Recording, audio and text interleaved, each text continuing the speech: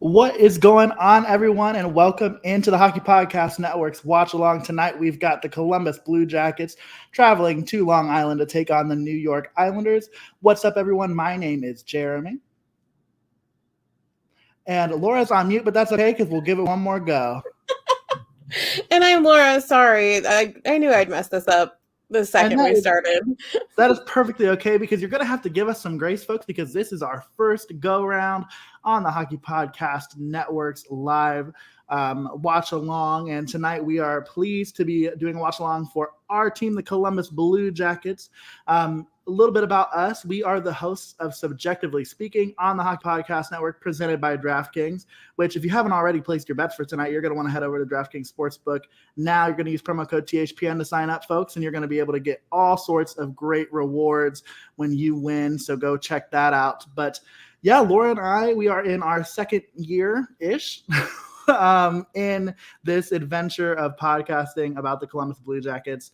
And we are so excited to be watching this game with you all. Laura, I think it's going to be a good one. Oh, I'm very excited, to be doing our first watch along. We've been trying to figure out when we were going to be able to do this for quite some time.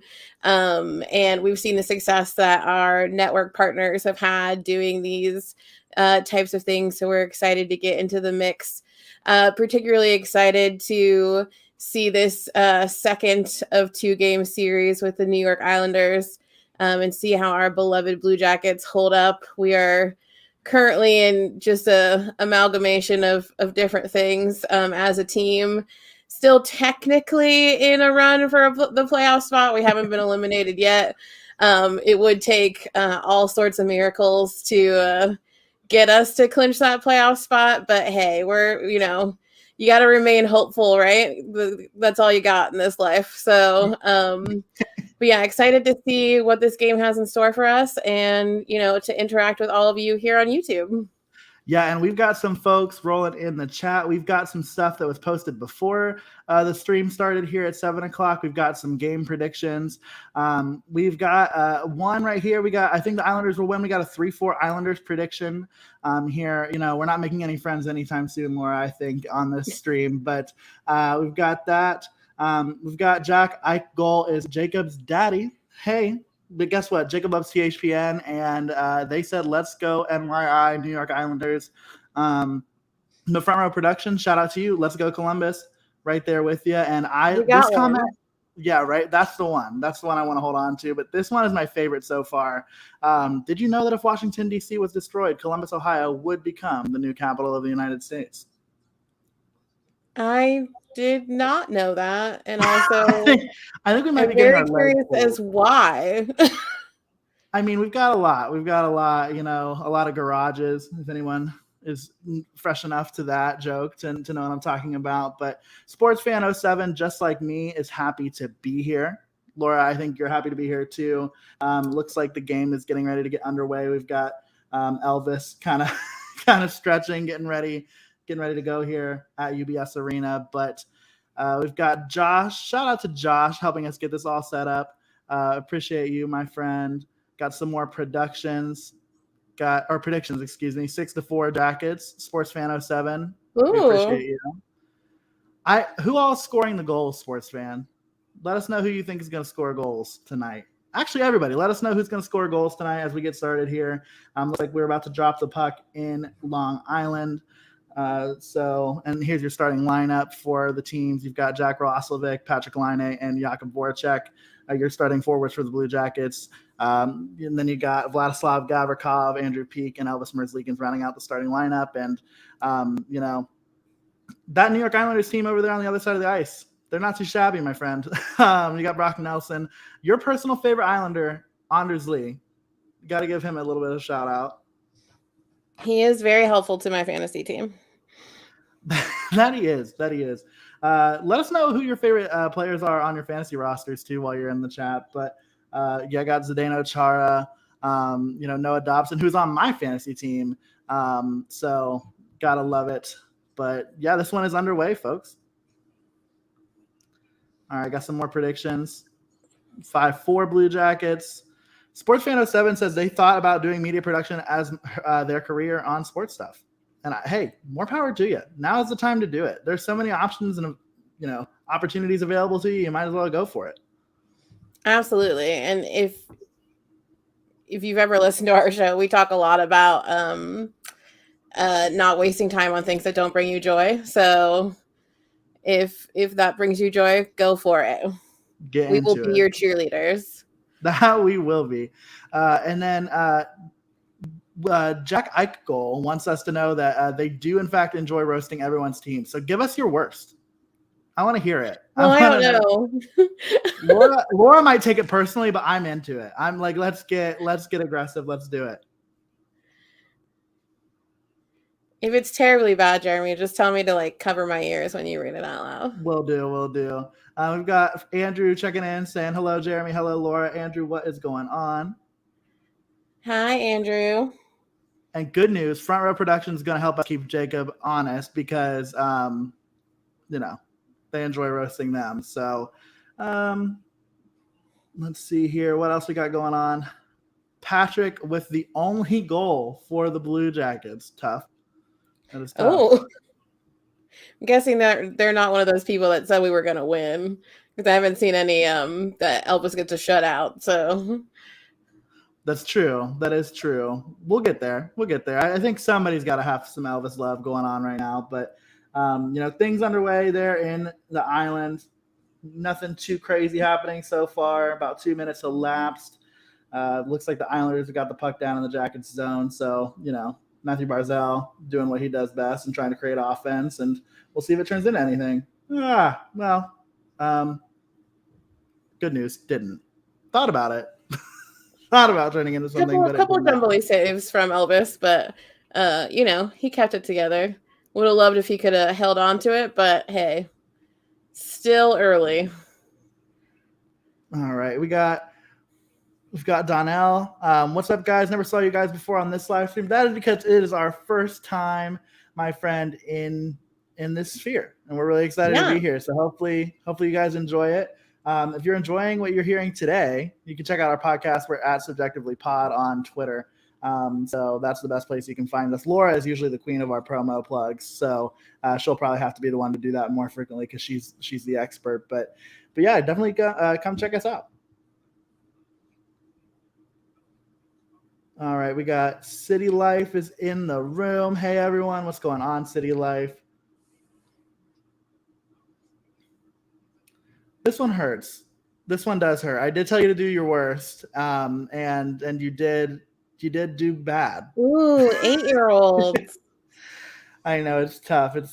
But I know we're a baby team, but I don't think we're that baby, friend. But hey, we asked for your worst, so you might even be able to do worse, especially as the game goes on. I'm looking forward to it. Give us your worst. Let's not encourage them. Let's not.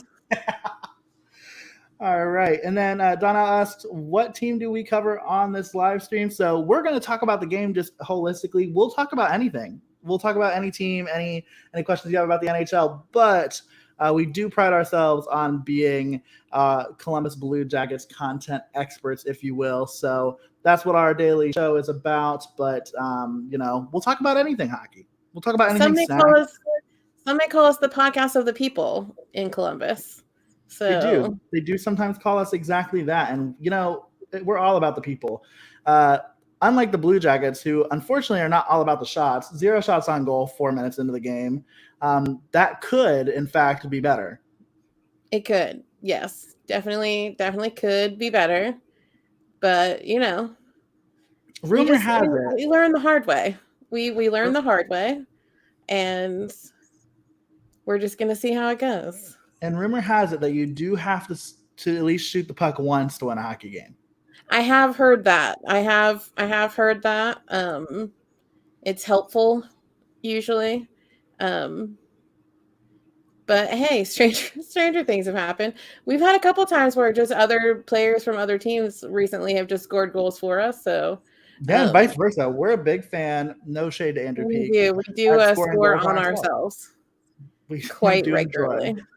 Yeah, we do. So yeah, being outshot 7-0 as of right now. I think we're still waiting for the stats to catch up, but game is over on ESPN Plus. But hopefully you've got that muted while you're watching us, because why would you want to hear anything else? Clearly, our commentary aces over what they're doing over at ESPN. Yeah, we're waiting for our contract. Although I would say that according to our Twitter feed, most diehard Blue Jackets fans are muting the ESPN commentary this evening after the atrocious job done during our last ESPN game, which was Saturday against Minnesota, where literally all they talked about was Minnesota. Yeah, and speaking of Minnesota, how about the Soda Pod being with us tonight? How's it going, guys? Welcome on. Hi, friends. We actually, are we friends still? I feel like maybe we're not. I feel like maybe the last couple of games have been a little rough. My dislike for Minnesota doesn't have anything to do with our podcast friends. Just their team. Probably for the best, because we probably have a lot of not so. And our least favorite Foligno brother. That is true. I will die on that hill. I'm more than happy to die on that hill. But we've got a familiar face to us. We've got Julieta in the chat, our friend from Finland, who lives in Columbus, big Blue Jackets fan. So we're so happy to have you on, friend. And yeah, a little bit of ESPN slander there, but yes, girl, definitely. But also, we've been told that we were getting Jacob's taking it easy on us. So thank you, we do Jacob. appreciate that. It's just kind of is this our initiation into the live stream game? Is just a little bit of light fun, nothing too crazy? I do appreciate them being kind to us for our very first live stream effort. That is much appreciated. Our next one, you can feel free, go full force. We'll just, but for now, I appreciate the kindness. I will say we are both very hopeful. Our last visit to the island did not go too great. The Jackets lost that game 6-0, and I'm not saying that we're going to lose this game 6-0, but I am saying that we are not doing anything to tell me that we won't so far. Yeah, still now it's we're 8-0 on shots. Still no shots. About almost 8 minutes into the game, so looking hopeful. Yeah, not great. Hopeful. But I will say the other thing about that's a little bit surprising for the Jackets, not a single block shot yet in this game, which is a little out of character. They usually are pretty good about getting in front of the puck, but nothing so far. I mean, the Islanders won every face-off so far in the game. They have a takeaway, and two giveaways to the Jackets won. So that's the one area that the Jackets find themselves leading in the stats category. But yeah. Well, it would just be nice to have a shot on goal. It would be. And honestly, let's be real. Sometimes I think that these are situations we've seen it happen with Elvis, with Corpy so far this year. But sometimes that first shot on goal is always hard to face when you've gone cold for the first 10 minutes of a hockey game, which I wish that was me being dramatic, but we are about 9 minutes into this game, and the Jackets still have yet to register a shot on goal. But nevertheless, still a 0-0 hockey game, and we'll kind of see where this goes. This one might end up being a low-scoring affair. No, I wouldn't necessarily. I hope you're knocking on wood somewhere, because gotcha. That things don't. Oh, there we go. Oh no! The Islanders have broke the ice. Sebastian Aho, not the one that plays in Carolina, gets the goal. what are the odds? That Sebastian, like two there are Sebastian two Ahos Sebastian playing. Ahos. Oh, who is it? There's someone on our team. Oh, there's two Daniil Tarasovs. Yeah. Yeah. Which I find fascinating. Painful. We know nothing but pain over here. So the Islanders score. That's Sebastian Ahos' first goal of the season. So that's a little disappointing. But yeah. We like to do that for teams, though. We like to give their rookies their first goals. And they just scored again. Yeah, I really hope you knocked on wood. I did really hard, actually. This is not a great start for the Jackets. Elvis just gives up his second goal of the game. 10 shots in. The Islanders fans are excited. They are very pumped. Very, very pumped. Man, this could be going better. This could be going better. I can't wait for our friend Jacob's excited about what's going on. Congratulations, Jacob. I will also like to mention for people who aren't, since most of you aren't familiar with us, we are very realistic about our team and about the strengths and weaknesses of our team. So, you know, the kind of season that we've had and the kind of play that we've had against specifically the Islanders, we're not entirely surprised by this circumstance. But I will mention that we do have either the most or we're tied for the most close to comeback wins in the NHL this season. So this team doesn't quit, which is nice. But yeah, this City Life, very fair point. Sebastian Aho, first goal of the season. Not a sentence you thought you'd hear in March, let alone the end of March. So we totally agree with you on that one. That is a weird sentence to say this time of year. But yeah, this is bad per City Life. This is bad. And we have our first commercial break on the broadcast. But man, that one so far, not great. Yeah, I'm hopeful. I'm hopeful that once we do, because we're not going to go, I mean, heaven forbid, we're not going to go the whole game not getting a shot on net. But we have one now. There we go. See, we broke it. Now, hopefully that just means, you know, we get a little bit more of that confidence because, you know, that first ripping the Band-Aid off is always the hardest. So fingers crossed. I just don't want them to shut us out again. So like maybe just like one goal. Maybe the one goal by Patrick Laine will be a true prediction. I would love that for Patty. I would love us to not get shut out. I will say, I definitely think that if we end up getting shut out in this one, we might just have to be one and done on the network's live streams because that just might be a whole bunch of bad juju. They're going to be like, they're not very good at this, and they're apparently bad luck for their own team. So, all right. Something I want to talk about intermission. I really like Donnell's question here. How did you guys feel when the Blue Jackets upset the Lightning in the Stanley Cup playoffs in 2019? We were actually at that game, so maybe that can be a story time that we tell during. I was like, do you want me to react now? Because I will. No, we gotta go. We definitely gotta go. That one, we'll give it intermission time. We'll fill up some time there because another thing about Laura and I, probably a plus considering the fact that we're podcast hosts, we can certainly talk. We can talk for an extended period of time. And so I'll be interested to see how tired our voices are at the end of this 3-hour broadcast. But yeah, we also have to record an episode for our own show. Yeah, Thursdays are our recording nights, so we will be recording an episode after this to recap. The Blue Jackets are in a little bit of Groundhog Day right now, playing a couple of three opponents 2 times in a row over the next 6 games. They've got obviously the Islanders. Oh, nice shot by Gabby there. I don't know if it got on net, but that was a nice shot. He's feeling himself still from the other night. Where oh no! Oh, what a play! Look at Vlad getting down on the other end of the ice. My guy. But yeah, he wants to call home. He wants to call home again. So he does. He's got 2 games. For those of you who have not heard the name Vladislav Gavrikov, Russian defenseman for the Blue Jackets, I believe in his 3rd season with the team. I want to say he's had 2 goals the other night in the matchup with the Islanders. So anything is possible for the defenseman. Quite a few assists on the year. He's played really well. So he's a definite bright spot on the Blue Jackets blue line. He's a restricted free agent, I believe, at the end of this season. So that'll be something that is of priority for the Blue Jackets to get done. But a very quality blue liner for the team.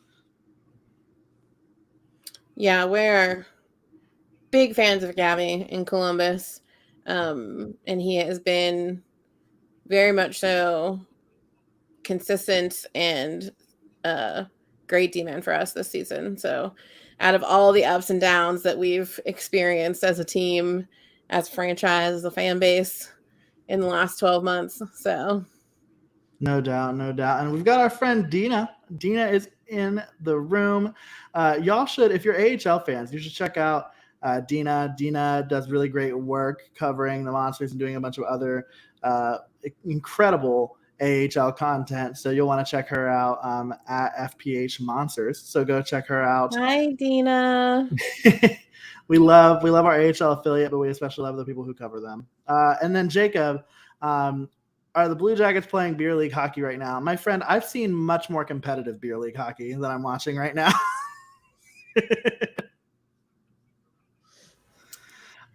We are I would say we're playing down to what we are capable of for sure. The Islanders have really put us through the ringer a little bit. We've definitely played better. We especially played better in our games last weekend against Winnipeg and Minnesota. No doubt. But we have a bit of an Achilles heel when it comes to the Islanders this season. So we are definitely playing down to what our standard level is at this point. So, but there's a lot of hockey left in this game. So no doubt. And Juliet is letting us know Gabby is under contract. So that's my bad. So that's exciting. That is one contract that we do not. I don't know why I didn't remember that. I definitely remember that happening. That's okay. Thank you. We've got other contracts. No doubt. We've got other contracts that we have to worry about this offseason that will make us stress. But yeah, I think, we got a strong thunderstorm coming through the DC area. I'm jealous. It snowed here today. A little bit about us. I actually work in the Grand Rapids, Michigan area. So I'm actually a expat of the Columbus area, but plan to return in short order at some point in my life. But yeah, we've got to love the Columbus weather. I think it was it in the 50s or 60s down there today? 60s. Yesterday it got to 78. Yes, because I live in Columbus. Well, outside of Columbus.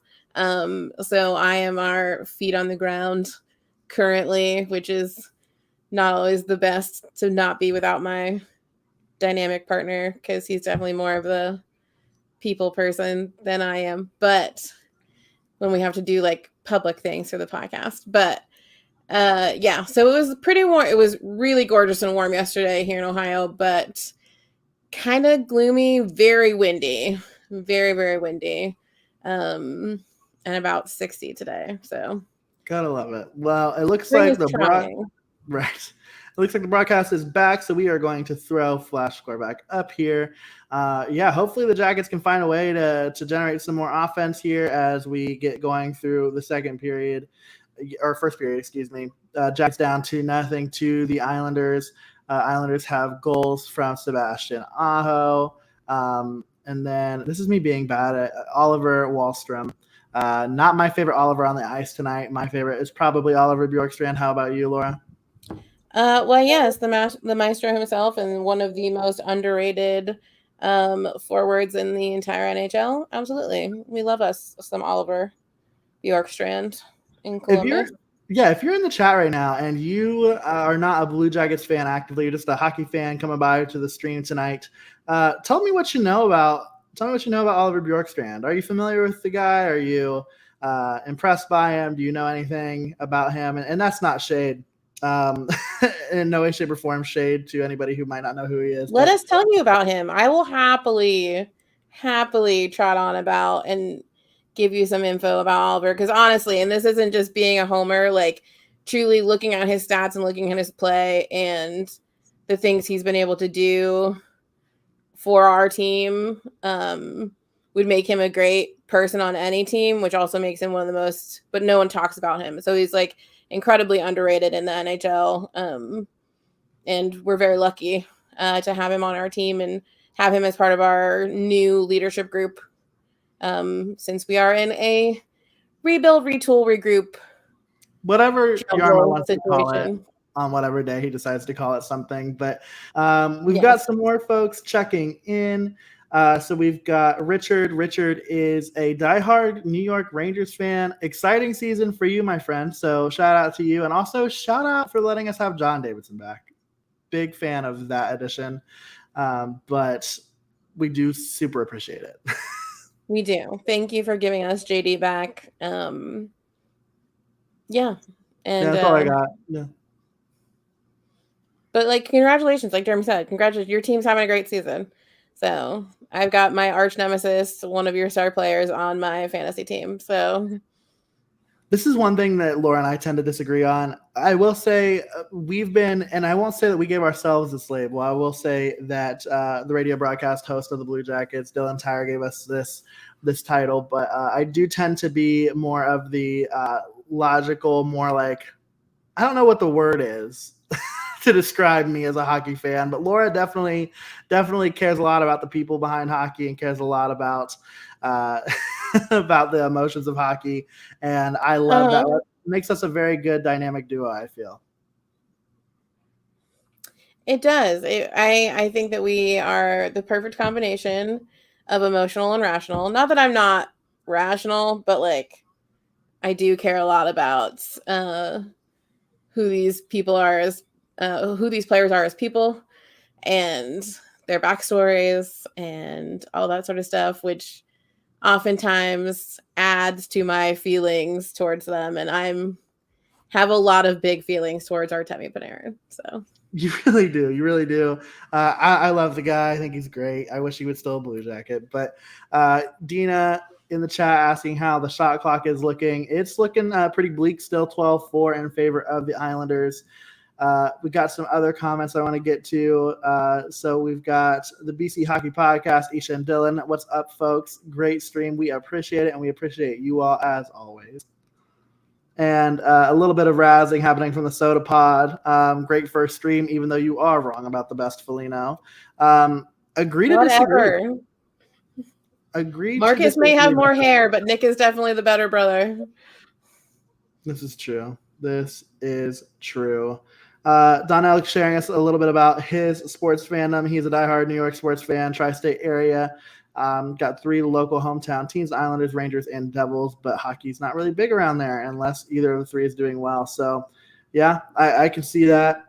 A little bit of you love them when they're doing well. You don't really pay attention when they're not, and that's fair. I think Columbus is kind of the same, although I think that's kind of shifting a little bit, Laura, if you want to chime in on that too. Like, I think Columbus is very spoiled. I'll be the first one to say it with success in sports because I don't know if you've heard of Ohio State University, but it is in Columbus, Ohio, and there are a lot of attitudes toward winning happening in that city at approximately all times, and that can make for a pretty insufferable sports fan base that really only wants to win. And so when the Jackets aren't winning, sometimes it's hard to get people in the building, but I think that's changing. Yeah, I definitely agree. Columbus is one of those lucky cities. It's basically a 4-season sports city because kind of all the different major sports teams that we have in this city blend into all 4 of the seasons. Obviously, Jeremy mentioned the big one, Ohio State. And then, of course, there's us, Columbus Blue Jackets, which are, Columbus is a hockey town. Like, you come here and you can see we are definitely a hockey town, regardless of what people like to say. But then we also have the huge addition with a brand new arena in the Columbus Crew, hosting some major soccer events in the city of Columbus, both for the Crew and for, international teams. And then, of course, the Clippers. So we've just got all sorts of stuff and more things to come. There's lots of big plans to continue to build upon our arena district in Columbus. And if you're ever looking for a great town to visit, if you want to see your own team come and play an away game, like, come to Columbus. There's so much great nightlife, so many great things around in the arena. we would always be happy to point you in the right direction of somewhere to go, something to see when you're here. But also it's very affordable. So it's an easy place to travel for a lot of different teams. There's a lot of teams that travel well to Columbus, which is sometimes good for us and sometimes not. So definitely if you're like a Detroit fan, Pittsburgh, Islanders, Toronto, weirdly enough, Toronto travels well to Columbus, Chicago, Buffalo, all those sorts of surrounding area teams travel well to Columbus. So if you're looking for an away game to go to, come to Columbus. We'll show you a good time.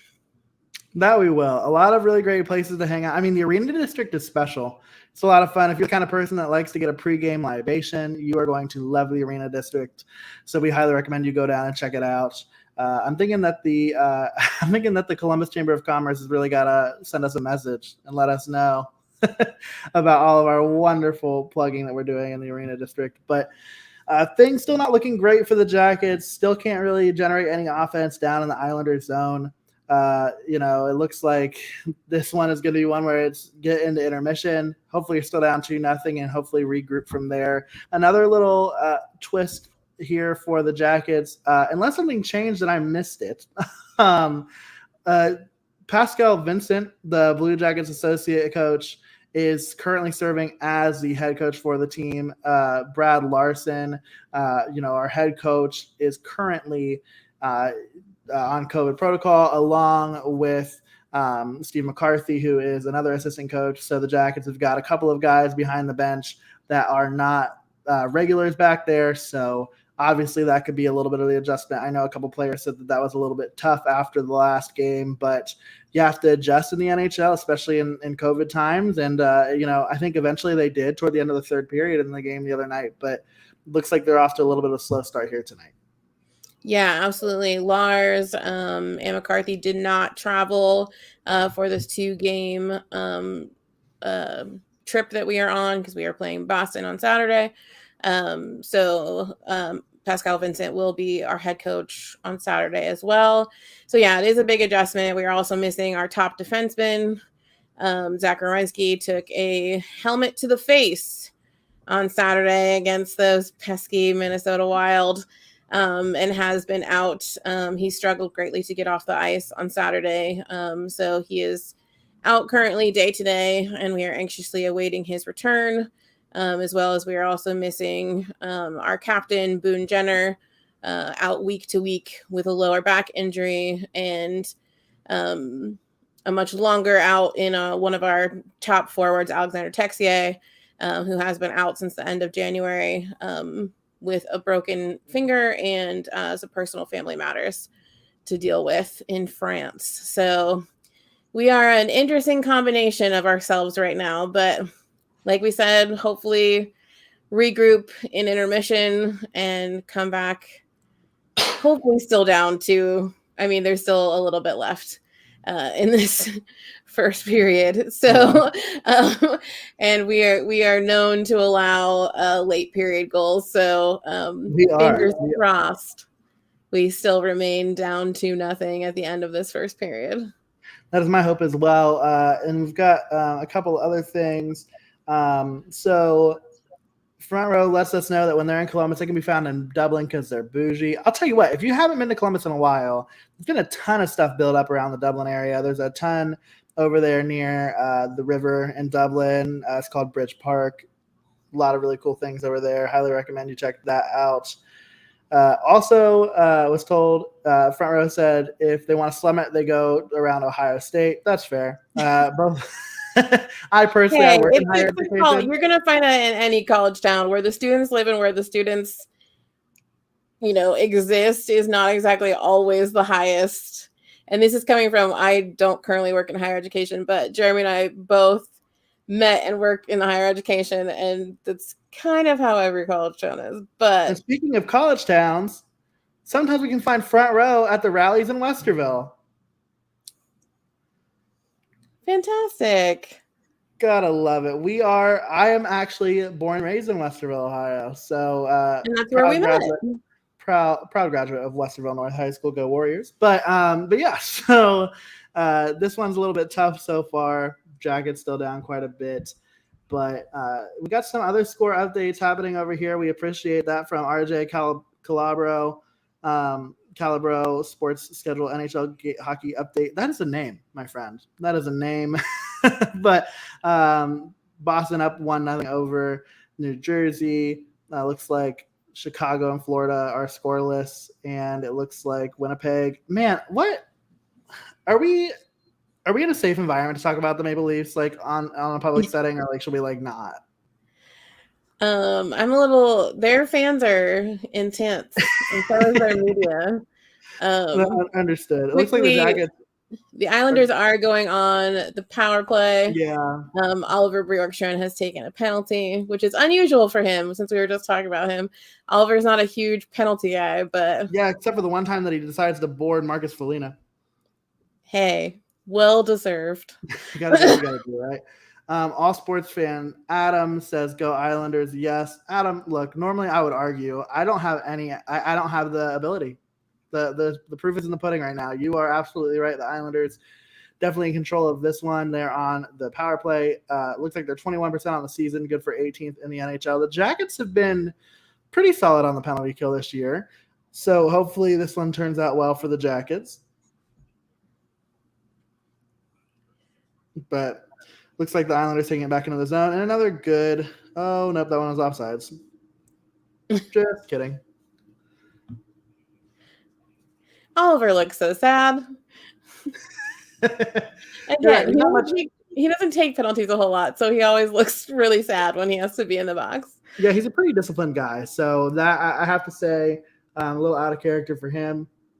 But it looks like we got Jack Roslovic taking the draw here. This one gets held up. I have to say, every time I see Gabriel Carlsson on the ice for the Blue Jackets, I always just think about everything that could have been with him. But so much hope. So much hope. Drafted in the first round of the 2015 NHL draft, Blue Jackets defenseman Zach Werenski also picked in that draft 8th overall. I want to say that Gabriel Carlsson was 29th overall. That sounds right to me. I could be wrong. But the Jackets actually made a trade for that pick. So that one is a little bit wild if you ask me. Yeah, based on structure and who we've had and skill levels, he has just not quite lived up to. Oh, that was a nice save by Elvis. I thought for sure that was going into the back of the net. I don't know if Elvis got a piece of that or if it just went wide, but man, that was a close one. But yes, Gabriel Carlsson, we have yet to see the full return. And I don't know that we will, because I don't know how much longer he's going to end up being a Blue Jacket. But he is an RFA at the end of the season. I do know that for a fact. So he is somebody who I'll be interested to see what happens with him over the offseason, similar to Emil Bemstrom, who is also playing tonight, number 52 for the Blue Jackets. If you're watching the game, it'll be fascinating to see. But we got a little bit of a scoring chance. Nope. No, we don't. It was there momentarily. But yeah, I mean, also shout out to, the Islanders are in an interesting spot too, I think, just in terms of where their future goes. I think they're a team, we mentioned this on our show the other night, but they're a team that I think really underperformed their expectations for this season. I think they're a team that everybody kind of expected to be a real contender to win the Metro. And as this period comes to an end, up to nothing, the Islanders are on the Blue Jackets. But I think a lot of people really thought that this was going to be a team that had a real shot at making some noise in the playoffs. And it's one of those things where that they're probably going to be active in the offseason. You've got Lou Lamoriello, general manager of the New York Islanders, who is probably going to do everything he can to make their team better. But, a couple of guys on longer-term contracts out there in the island. And so it'll be fascinating to see just what their strategy is this offseason. But if I was an Islanders fan, and I think we have some Islanders fans in the chat, are y'all hitting the panic button? Where are you at in terms of how you're feeling about this team moving forward? Any moves you'd like to see your team make this offseason?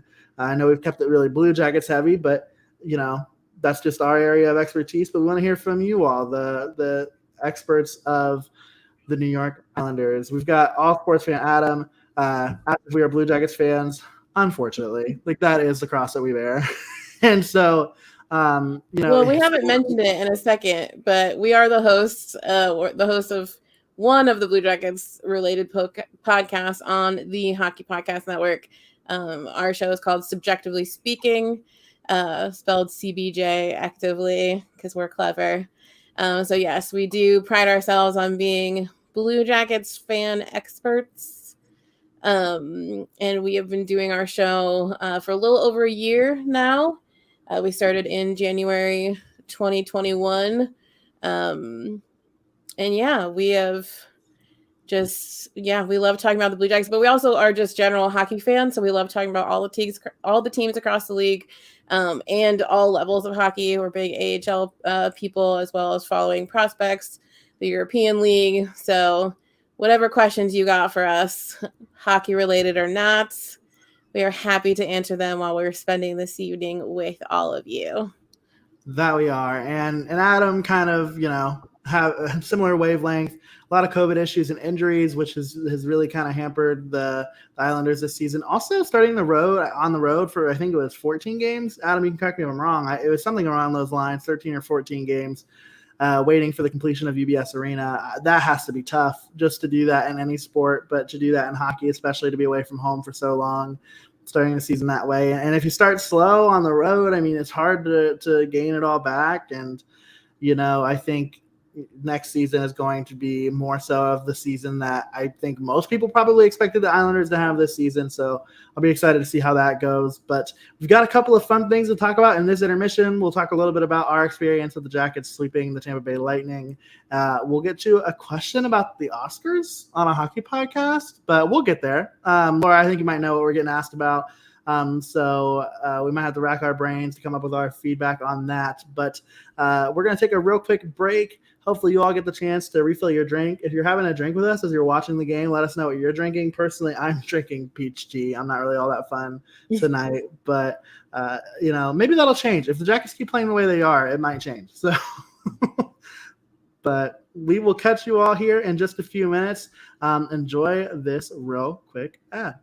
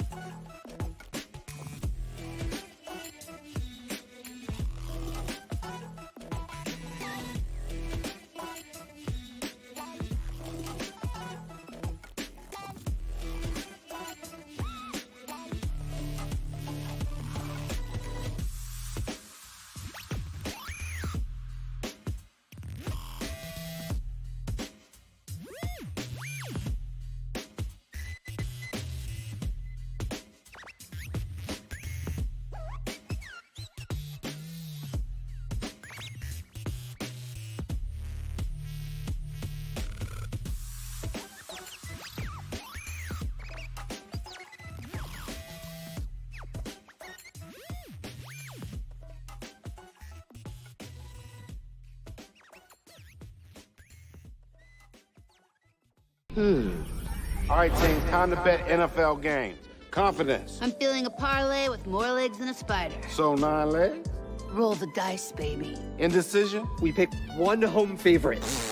I abstain. You can't abstain. Boring! 6-leg parlay, 2 home dogs, all hitting the over. Boom!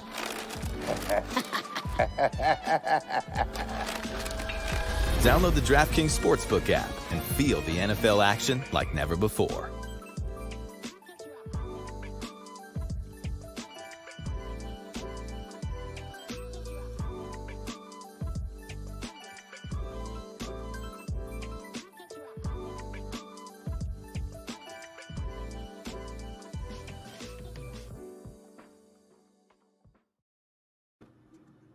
Well, we missed you all. Welcome on back. Looks like the Jackets, a really kind of sad stat that they shared as we were on our little intermission. The Jackets have allowed 2 goals or more in the first period a whopping 21 times so far this season. little tough. Things to work on. We'll get Tacking it to there. the list. We will get there, but want to go back to a comment from a little bit earlier regarding the Blue Jackets excuse me, their playoff sweep against the Tampa Bay Lightning in 2019. Now, this feels like it was probably a really long time ago for you all, but here in Columbus, we have to live in this moment for as long as we can, and we hope that you won't take it from us. But yes, the Blue Jackets in 2019, 3 years ago, honestly kind of snuck into the playoffs after going big at the deadline, acquiring the likes of Matt Duchene, of Ryan Dzingel, which is just still to this day funny to me. And then also Keith Kincaid.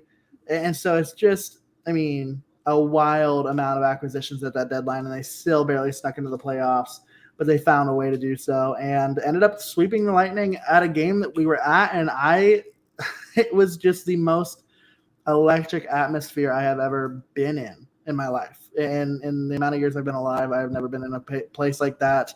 I've never heard noise like that. I have never felt emotions like that, especially about sports. So, it was just absolutely uncanny. Yeah, absolutely. So Jeremy is basically a lifelong Blue Jackets and sports fan. Sports did not exist in my realm of things until about 5 years ago, when Jeremy took me to my first Blue Jackets game, and the rest is kind of history. I got the bug hard for the Blue Jackets and for hockey. And so the sweep against Tampa was one of my first big moments with the team. Like Jeremy said, we were there for game 4 in Columbus, literally on the edge of our seats, basically the whole game. Like, we knew how big this moment was, especially after the first game of that series, where we came back from a 3-0 deficit to win that game. And then to win game 2 and to win game 3 and to be on the verge of winning our first ever playoff series in franchise history. Like, it was electric. Like, we even have we have a caveat for whenever we have guests on our show, that when we ask them what's your favorite Blue Jackets memory or moment, we tell them, with the exception of the day we swept Tampa, what's your moment outside of that? Because I've never met a Blue Jackets fan where that's not the highlight of their fandom for this organization. And it was pandemonium. The whole place on their feet, screaming, yelling, hugging, high-fiving, singing as we were leaving the arena. Just pure magic. That was and it is only just a taste of what I'm sure it's going to be hopefully soon in the coming years when Columbus brings home a Stanley Cup. No doubt. And I've got to shout out Adam here. We appreciate it. Going to follow us along on Twitter. You can do that at CBJectively That's CBJectivelyPod. So go check us out there. But yeah, and Adam also says Max Domi is a huge loss for the Blue Jackets. Laura very much agrees. I think I said this on our show, and maybe we'll get some feedback from some folks in the chat, but that's a trade to me that I still don't think that trade makes sense for Carolina. Obviously the asking price was pretty low. Aiden Hrushek, who is a Boston College defenseman, comes over for the Blue Jackets. That's basically what they give up to the Jackets. They give up another forward prospect to Florida for helping to kind of broker the deal. But yeah, it doesn't feel like it was that big of a give up for them. So maybe it makes sense in that way, but I just don't know he's a fit on that roster.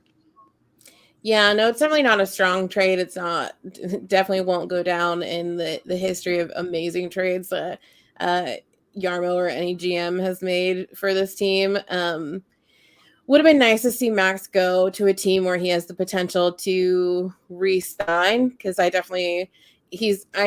don't feel like he's a good fit for Carolina and the style of hockey that they play.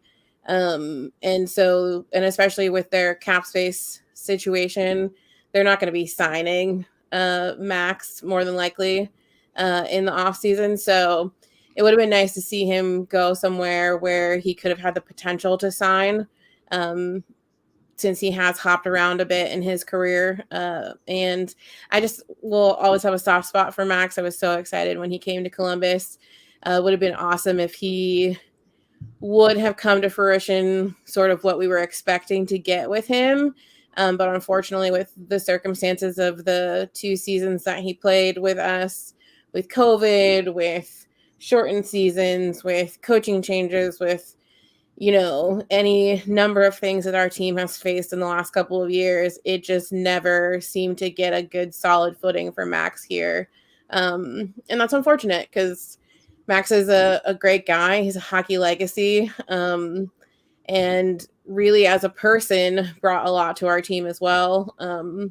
So it's just unfortunate that we couldn't find the right spot for him, but he was our highest trade value piece at the deadline. And I know the deadline was disappointing to some Blue Jackets fans, but things were just not in the cards for us to make any big major moves, unfortunately. So.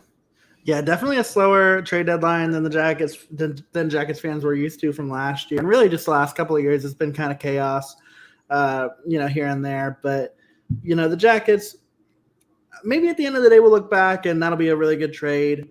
But I think all of us kind of speak for, this is another piece of that Josh Anderson trade. Is we also did acquire a 3rd round pick from them that turned into Stanislav Svozil, who has looked really good as a prospect for the Jackets. So we're really hopeful for him too. So could turn into being 2 really good defensive prospects for the Jackets. Max Domi could. And at the end of the day, I don't think that that's a loss for anybody, but still sitting here 2-0 intermission for the Blue Jackets and the Islanders.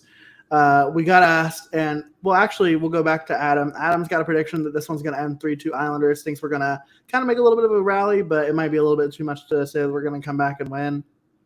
I appreciate that. You're familiar with our Winnipeg and Minnesota games. It's exactly what happened. That is true. That is true. We find a way this team does it more often than not. It was one of John Tortorella's favorite things to say, but didn't work out. So somebody asked, "Hey, are the Blue Jackets trash today?" And a fellow Blue Jacket fan in the chat said, "Yes, they are," which they have been. No hate there. But Nomander also said, "Dummy didn't last long at all," and that is true. Yeah, no, it was pretty much, if you're the kind of hockey fan that pays attention to things that happen in the summer and the off season, it was pretty much, even though I wanted to deny it till literally the moment the papers were signed, it was pretty much in the cards from the beginning of this season that we would trade Max Domi as long as he was still healthy, and still had a pretty decent trade value. They had started trying to figure out a way to potentially re-sign him, but based on what we have expected to come down in the pipeline, and kind of the structure that Lars is hoping to put together with this team, and the amount of money that Max was looking to make, contract negotiations just kind of fell to the wayside for both sides. So I don't think this was a surprise to Max at all. Typically, our team is pretty good about discussing with players if they're being considered for a trade.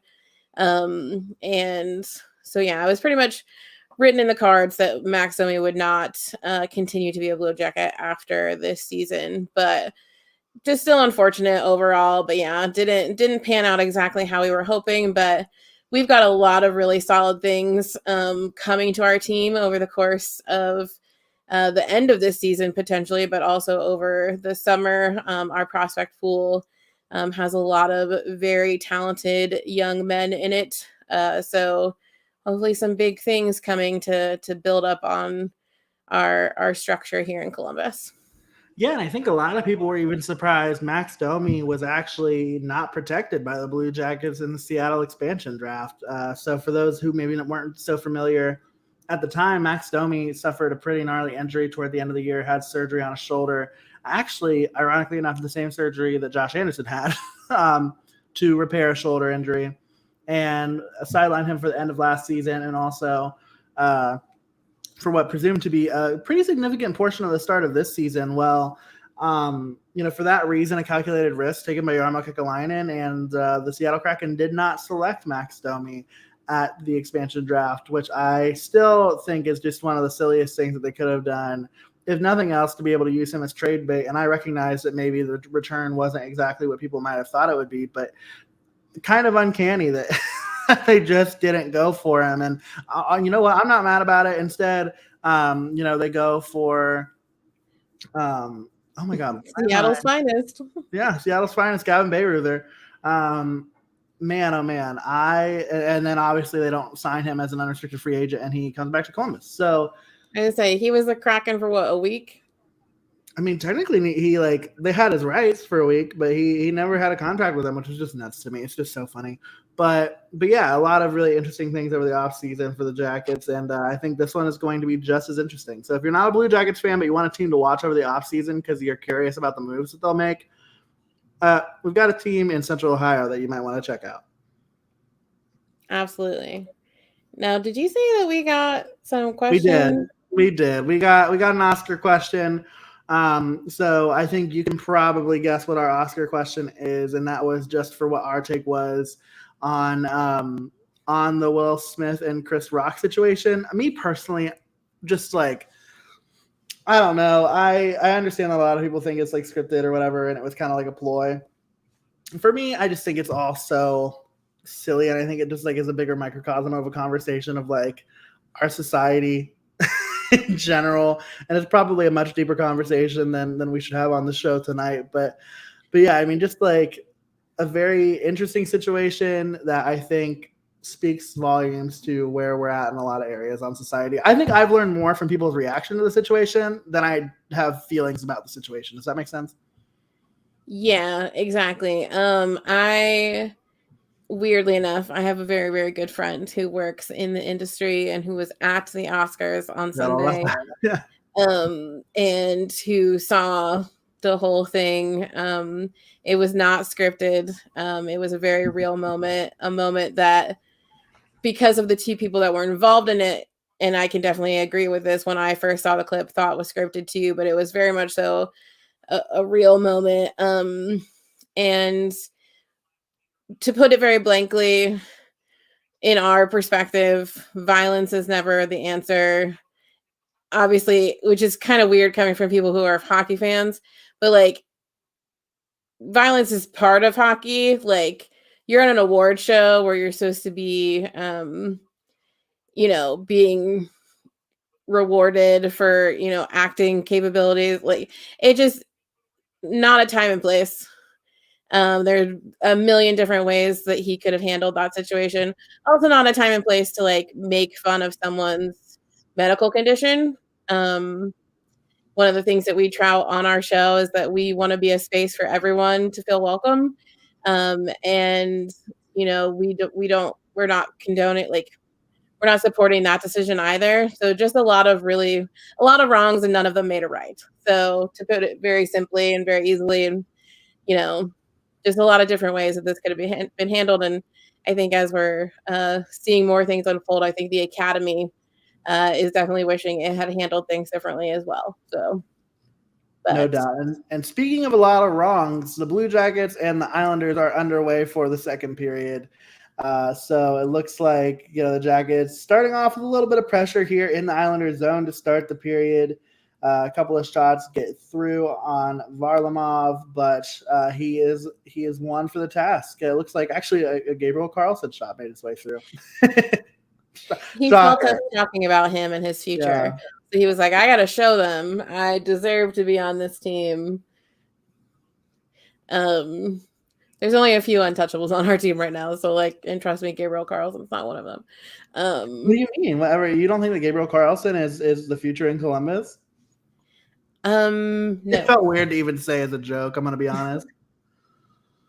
It felt weird even as a joke. But yeah, I mean, the Jackets here in this first minute of play, it looks like they're definitely, playing a lot more sound defensively, icing the puck here just for shits and gigs. But, feels about right. It happens. It surely does. But kind of like, I guess we'll take a look at some of the other scores in the league here as we've got a stoppage in play in Columbus. So the Bruins up 2-1 on the Devils. The Jets are up 2-1 on the Maple Leafs. That game is in the first intermission. Also in the first intermission, the Blackhawks and the Panthers. The Panthers up 1-0. Also in intermission, the Hurricanes up 2-0 on the Canadiens. So a lot of chalk here tonight. Doesn't look like anything is too crazy with the exception of the Jets being up on the Maple Leafs. But a lot of good hockey coming tonight. It's a big game. It's a big game night. So if you're a fantasy hockey player, chances are you are very much invested in tonight's hockey action the same way I am, especially if you're in the playoffs. So you've got the Wild and the Penguins here a little bit later, the Sharks and the Avalanche, the Kings and the Flames, and the Stars and the Ducks. The Wild and the Penguins is going to be a very interesting situation. And kind of a funny thing is like both of those teams are very like physical teams, and I would think that they were both gonna try and be, because you'd hate to see one of your like major players get injured this late in the season, especially for two teams that are, sort of playoff bound. And both teams have been doing a lot of interesting things as of late. I mean, the Penguins murdered, was that Detroit? Murdered. Oh yeah. Detroit 11-2. Man. The other night, which is just insanity. Any Red Wings fans in the chat? Anybody really wanting Jeff Blashill? Are you still hurting? Are you okay? Should we do a wellness check? Like, probably. And so yeah, that'll be an interesting game to see how that goes, because I wouldn't be surprised if there's a lot of like tussling or goon hockey, as I referred to our game against Minnesota the other night. Just straight up goon hockey, lots of pushing and shoving, and some potentially broken teeth. Gotta love it. And Marc-Andre Fleury making his I won't say debut against the Penguins, but playing the Penguins again. At least I think he might be getting the start tonight. I might be wrong. They might be going to Cam Talbot for tonight's start, but nevertheless, a good story there. I'm rooting for Flower. I don't really wish any positivity toward the Wild after our last few matchups, but he's somebody in hockey, especially after what happened to him in Vegas, that I always kind of like have a soft spot for. I just needed to play for a team that absolutely, doesn't, and he just seems like such a stand-up guy. Right. No doubt. And then we've got what is our score prediction for the game for the remainder of this one? Do you Adam, I think you mean the Islanders Jackets game. I think this one's going to end up being a 5-2 win for the Islanders, the way this one's going so far.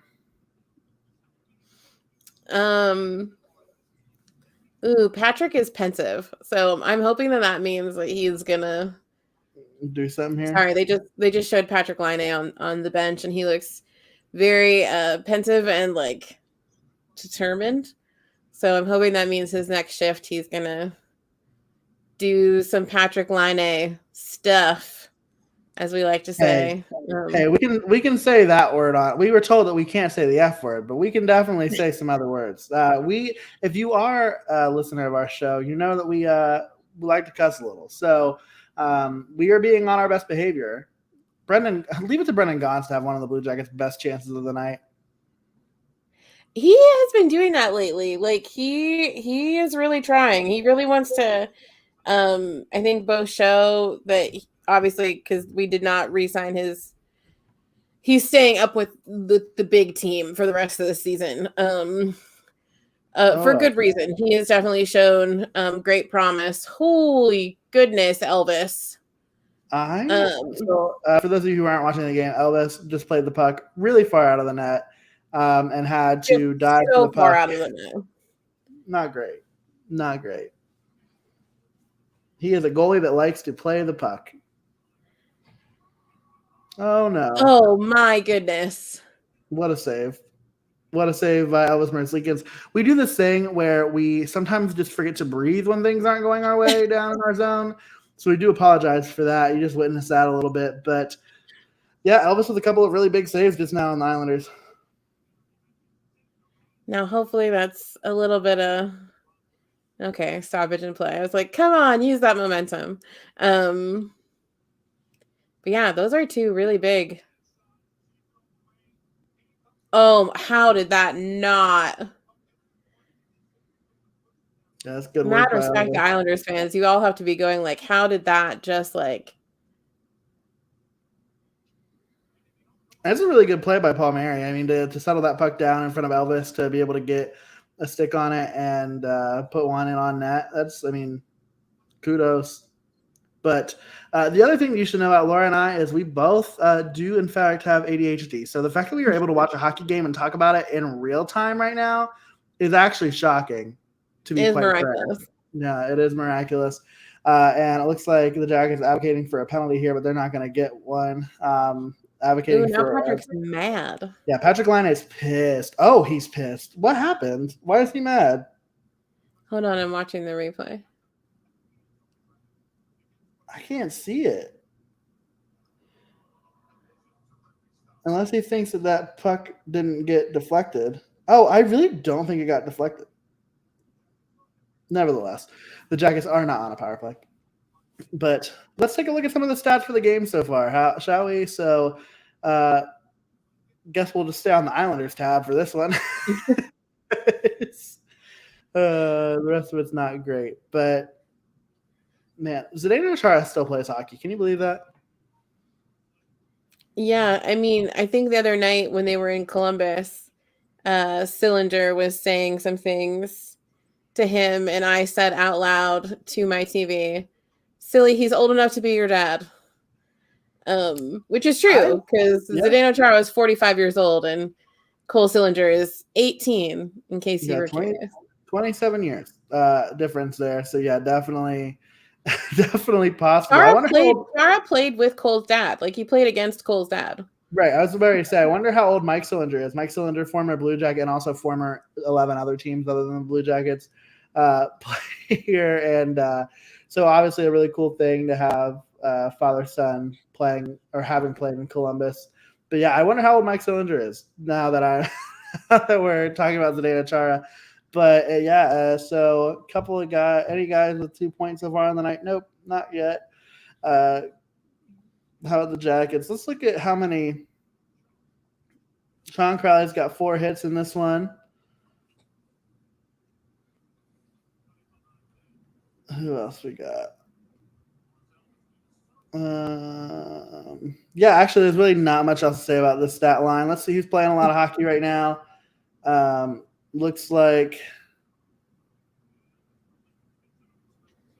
Vladislav Gavrikov leading the Blue Jackets in ice time with 10:25, and Andrew Peak, his defensive partner, right there behind him. How about forwards? Let's talk about forwards leading in ice time. It looks like Jakub Voracek's got 8:10 in ice time so far. So pretty spread out here for the Jackets forward core. Yeah, I think Pascal's probably not necessarily jumbling the lines, but like jumbling how long the lines are staying out there. Oh, no. Matthew Barzal with a chance there. A little bit of a rebound happening, and the Jackets are breaking out into the Islanders zone. Got a 3-on-2 developing here. Let's see if they can do anything with it. Passes it back over to Boquist, and the Islanders are going the other way.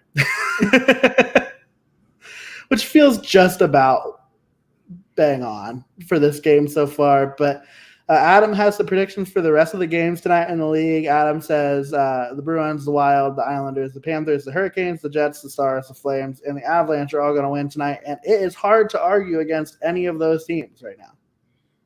I'm surprised he took the Jets over Toronto.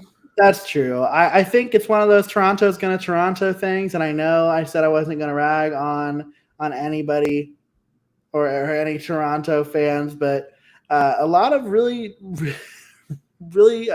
fair questions in net right now for the Toronto Maple Leafs as they go into the playoffs. I've got to imagine that there are a lot of Maple Leafs fans that are a little bit worried, especially depending on who they match up with against in the first round. I mean, man, it's a real possibility they end up playing the Carolina Hurricanes and they play Frederik Andersen. And, we got a Jackets goal. How about that? How about that? Is that Emil Bemstrom?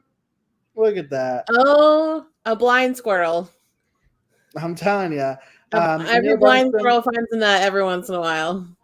Emil Bemstrom, not exactly an incredible season for him so far this year. It looks like that puck, that's a greasy goal. Looks like Eric Robinson throws that in front of Varlamov, and Emil Bemstrom just finds a way to put it away. And if you're not familiar with the Blue Jackets and their goal rituals, got a little bit of a fire of the cannon from our friend Julietta happening right now. I wish I should have pre-recorded a cannon sound. The cannon blast, I'm telling you, for those about to rock, fire. Jackets have brought this one within. The Jackets have brought this one within one, but the Islanders certainly are not giving. Oh, wow. A really good pass over there, too. It looks like that is number 12. Bailey, Josh Bailey. Is as good as mine. But yeah, Adam getting the call in here, a Jackets goal. Makes me wonder what Bob McElligot's goal call was for the team.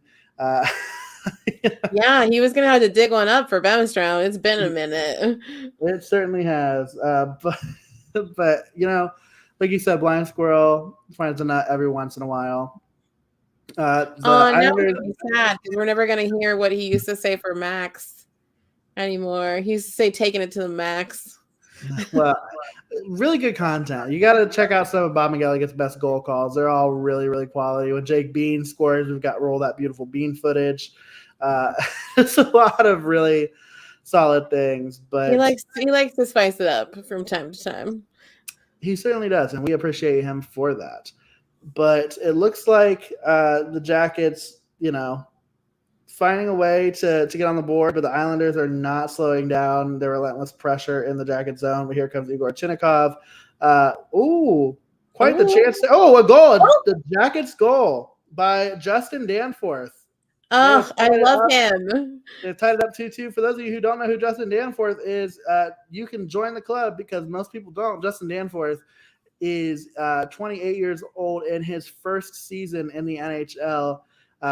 He really just wasn't ever able to find his way onto a squad, and the Jackets, they make a trade for him. They actually trade a 7th round pick to. Am I making that up? Was that Danforth or was that? Who left? Hoffman. Gregory Hoffman. Yeah, Gregory Hoffman went back to play in the European League. Did we trade for Danforth or Hoffman? Nevertheless, Justin Danforth, in his first season with the Blue Jackets, actually just secured a 2-year extension. So he's going to be with the team for a couple more years, plays a really solid role on the Jackets' 4th line. Looks like he's probably going to be there for the next few years. So that's really exciting for the team to have secured a player like that. But now you're talking about a game. Sorry to interrupt you. Truly, if you yourself or you have a kid that's playing hockey or you want to hear a story about perseverance and really finding their way. I mean, he's played in ECHL, AHL, KHL, Justin Danforth, put in the time and has worked his way up to finally getting his spot in the NHL. And he has really been an unsung hero for our team this season in such the roller coaster that we've had. So yeah, if you're looking for an inspirational story, Justin Danforth is a good one to look into if you haven't heard much about him. But yeah, look at that. I mean, we're still we always say anything can happen in Blue Jackets games. Nothing is ever safe, nothing is ever guaranteed. Definitely not. But it is nice to see them find their footing a little bit more in the second period to get it tied 2-2. Yeah, that's what I was ready to say. A game that has been all Islanders so far, it's tied with a little under 8 minutes left in the second period. I mean, if you're a Blue Jackets fan or if you're Pascal Vincent, you're watching this game and you're content with where things are right now. You've given yourself a chance and on the backs of guys who are not really your core guys. You've got Justin Danforth getting a goal, Emil Bemstrom getting a goal. Let's look to see who got the assists on that one. Let's go over to the Jackets stats. So it looks like Sean Corrali. Are they crediting? So it looks like this site is crediting Sean Corrali with that goal, but I definitely think that that's going to be a Justin Danforth goal. But nevertheless, waiting for the assist to get registered on there. But the Jackets have tied this one up 2-2 as we go into a commercial break for ESPN. Yeah. Sorry, I got distracted by our social media. But we're at least for the last, since I've been a fan, we've been a next man up, find a way. We are every player is important kind of team.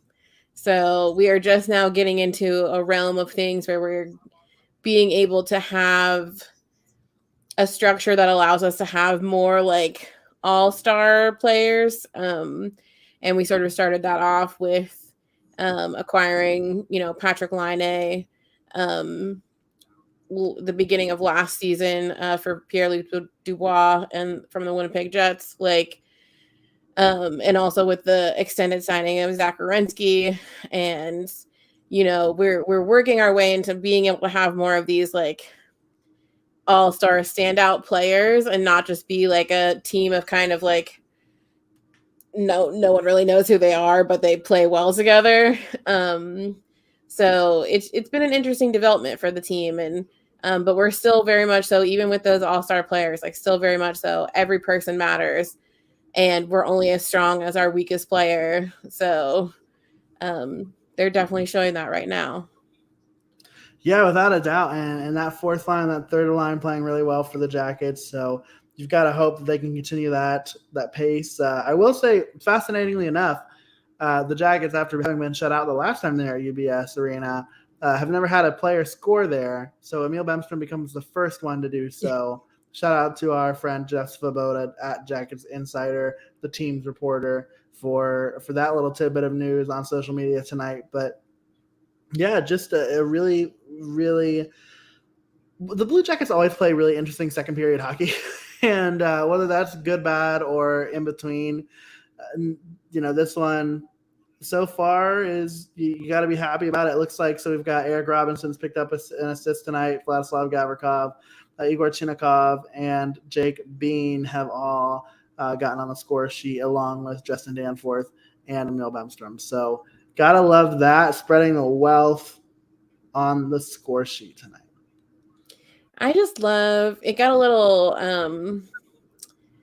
pushy and shovey at this last stoppage in play, and I just love that both that he engages in it, Zdeno Chara, and that people just try. That man is massive. I don't know. I know you remember this because I bring it up frequently. But when he was with Boston, and we were playing Boston in the bubble a couple of years ago, and there's this just incredible picture. They were doing this Unity presentation before one of the games, and there's this picture of Boston players and Blue Jackets in a circle. And on either side of Chara is my favorite former Blue Jacket, Cam Atkinson, and Nathan Gerbe, who are two of the smallest players in the NHL. And it looks like Chara is holding the hands of children. It really does. And our friend Greg Murray, the PA announcer at Nationwide Arena, would be having a heyday right now because the Jackets are going on a power play. Looks like going up one man after Beauvillier gets, it looks like that was weak. Gotta be honest. We never say no to a gifted penalty opportunity. Man, but now you got a little bit of a chance here. A shorty, nope, turned away by Elvis. But that is not how you want to start the power play. If you're the Blue Jackets, you want to establish some zone time, give people like Patrick Laine the opportunity to rip one home past Varlamov. But it looks like the Jackets, they've got some work to do on the power play now. I will say, in their defense, a lot of guys who have been pretty pivotal on the power play for them this year, Boone Jenner, Zach Werenski, out right now. Well, with injuries, Max of course. who we don't have anymore. We're missing some very strong key pieces on our power play right now. But yeah, Sorry. I was just gonna say Max definitely on that second pair or on that second line for the power play was a key component. But man, hold on. Okay, well, That was a solid opportunity, though. that is true. That is true. Sports fan wants to know what happened. And To what? the To jackets everything? happened. The jackets happened. Yeah, fair enough. Yeah, I think that's a fair question. That's often my energy is just what happened. Sports fan 07. But yeah, the Jackets have tied this one up 2-2. They're on the power play. 30 seconds left. Not really much going so far. Second line is now back out there on the power play. But now, if I was like truly just watching this game at home, like without in front of the masses, I would be doing all my normal like power play related rituals, which is like saying a lot of "this is your power play," like reminding them that it's theirs, and also just willing them to do what they can. yeah, power play is definitely not our strong suit. Definitely better. I will say it is something that the Jackets are just going to naturally get better at with the acquisition, I guess I should say the addition of players to the lineup, such as Kent Johnson, the further development of Cole Sillinger, who actually is really finding his own on the penalty kill, which has been nice to see that as an 18-year-old. It's not an easy thing to do as an 18-year-old, but he's finding a way to do it. And, you've got guys like Kirill Marchenko, who should be coming over from Russia at any moment. You've got guys who hopefully will continue to take next steps. Zach Werenski and Adam Boquist are really great anchors for a power play. So I feel pretty good about the future of the Jackets power play. It's just a matter of making it happen. Absolutely. Yeah, the pieces are coming together, and you're going to have that in, like we said, a rebuild, retool, regroup, whatever you want to call it, for our team. And, I think we've outperformed, we're not going to end up going to the playoffs. We know that. We're very realistic about that, but we've definitely outperformed what every single analyst, person, fan, individual related to hockey said we would from the start of this season. So I think that is a big sign for, what we can kind of see going forward and kind of the estimated amount of time that we're going to be in this retooling of things. And I think the Jackets are definitely going to become, and this is, not just being a homer or whatever, but the Jackets are going to become a very dangerous team to play against. And we're going to have our own style of hockey. As we move some of these pieces in and build upon these, we're a super young team. So building upon this very young team, a lot of cool things are going to happen, I think. Yeah, it's a team where if you are just a casual hockey fan and you haven't bought in on a team yet, this is one that it might be worth your investment. It might be worth the time to consider looking into and just really trying to root for some guys who are trying to develop into the stars of the future in the National Hockey League, specifically for the Columbus Blue Jackets, because I think it'll be a lot of fun to watch players like Kent Johnson play with players like Patrick Laine and so on and so forth. But you'll have to let me know if Pascal Vincent says anything interesting here. Jackets head coach, or acting head coach, I should say, talking to the booth here as they get back underway with just over 5 minutes left to go in the second period. Again, it's 2-2, but we'll see. Just about 5 minutes. Yeah, exactly. But 2-2, the Jackets are tied with the Islanders.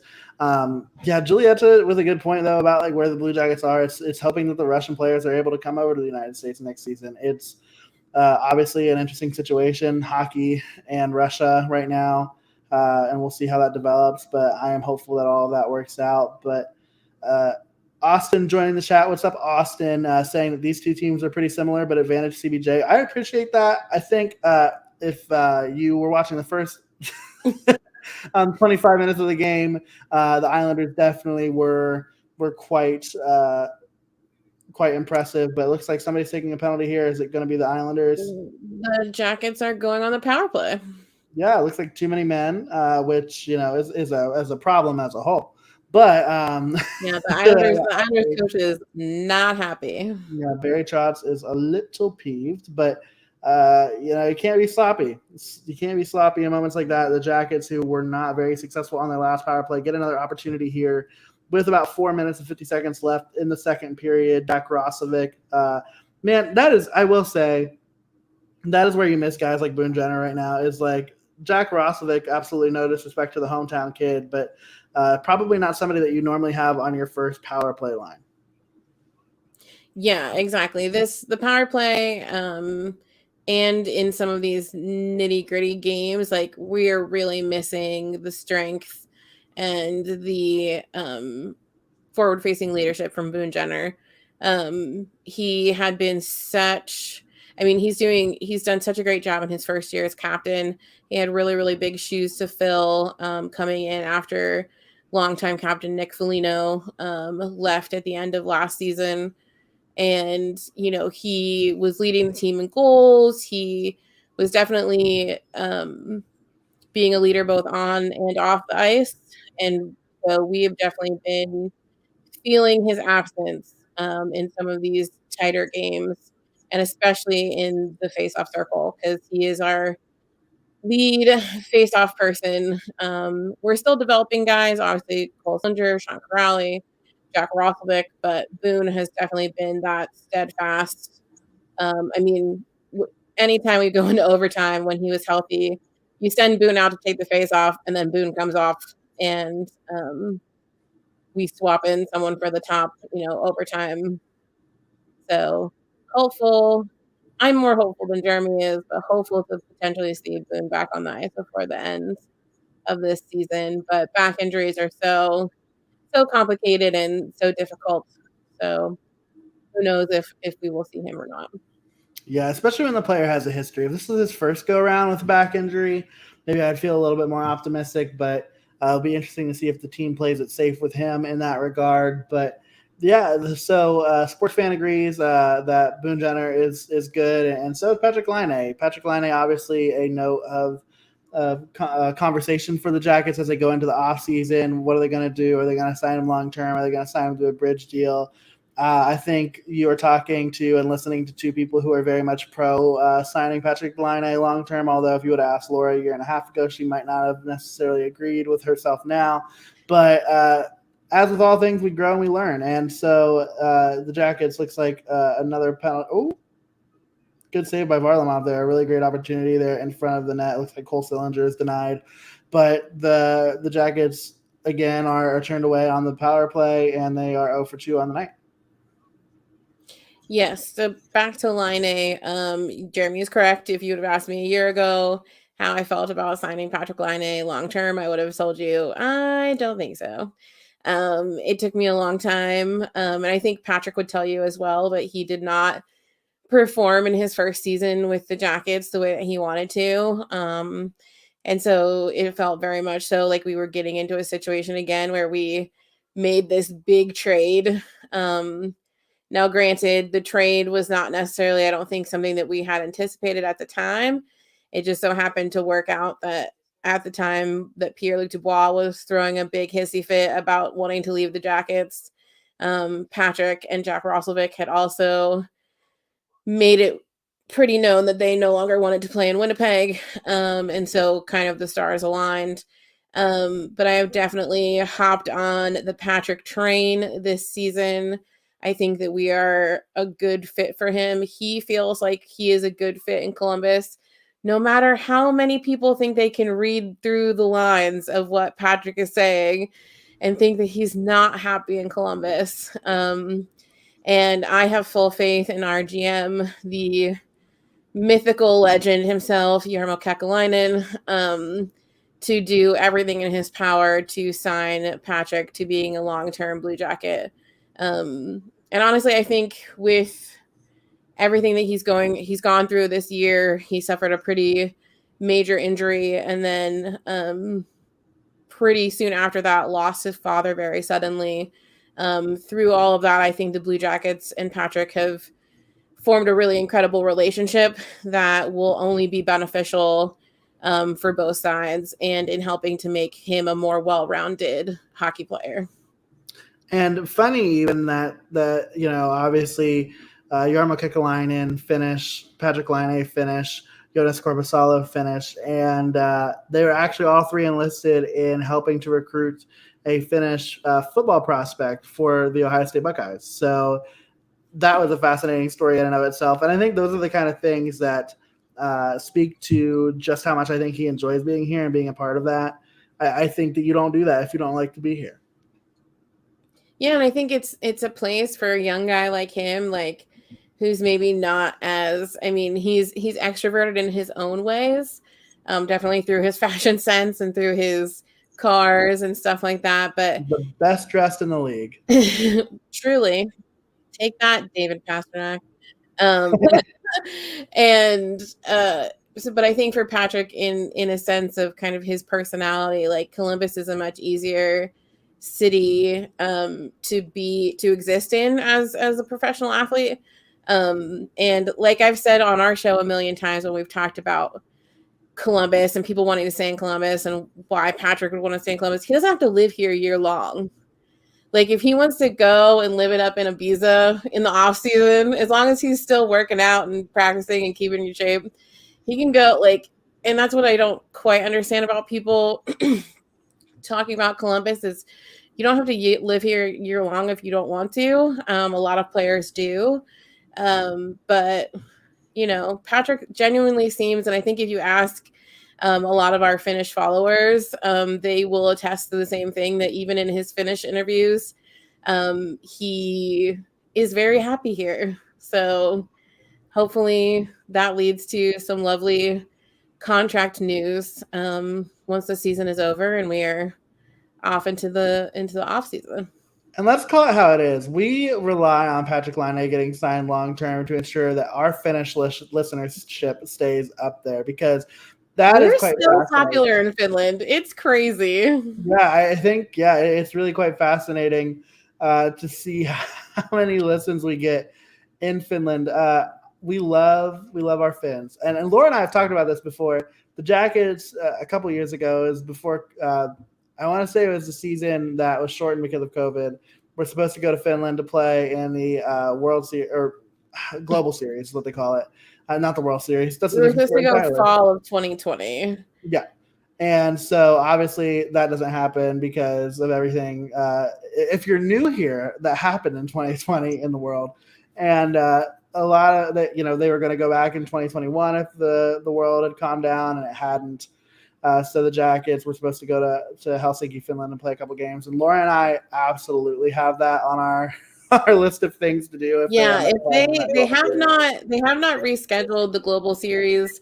They haven't picked new teams. Obviously, there's a lot happening in the world right now, so the potential for them to reschedule that is not exactly a high priority right now. But our hope is that they keep, because we were supposed to go with the Avalanche to play the Global Series games.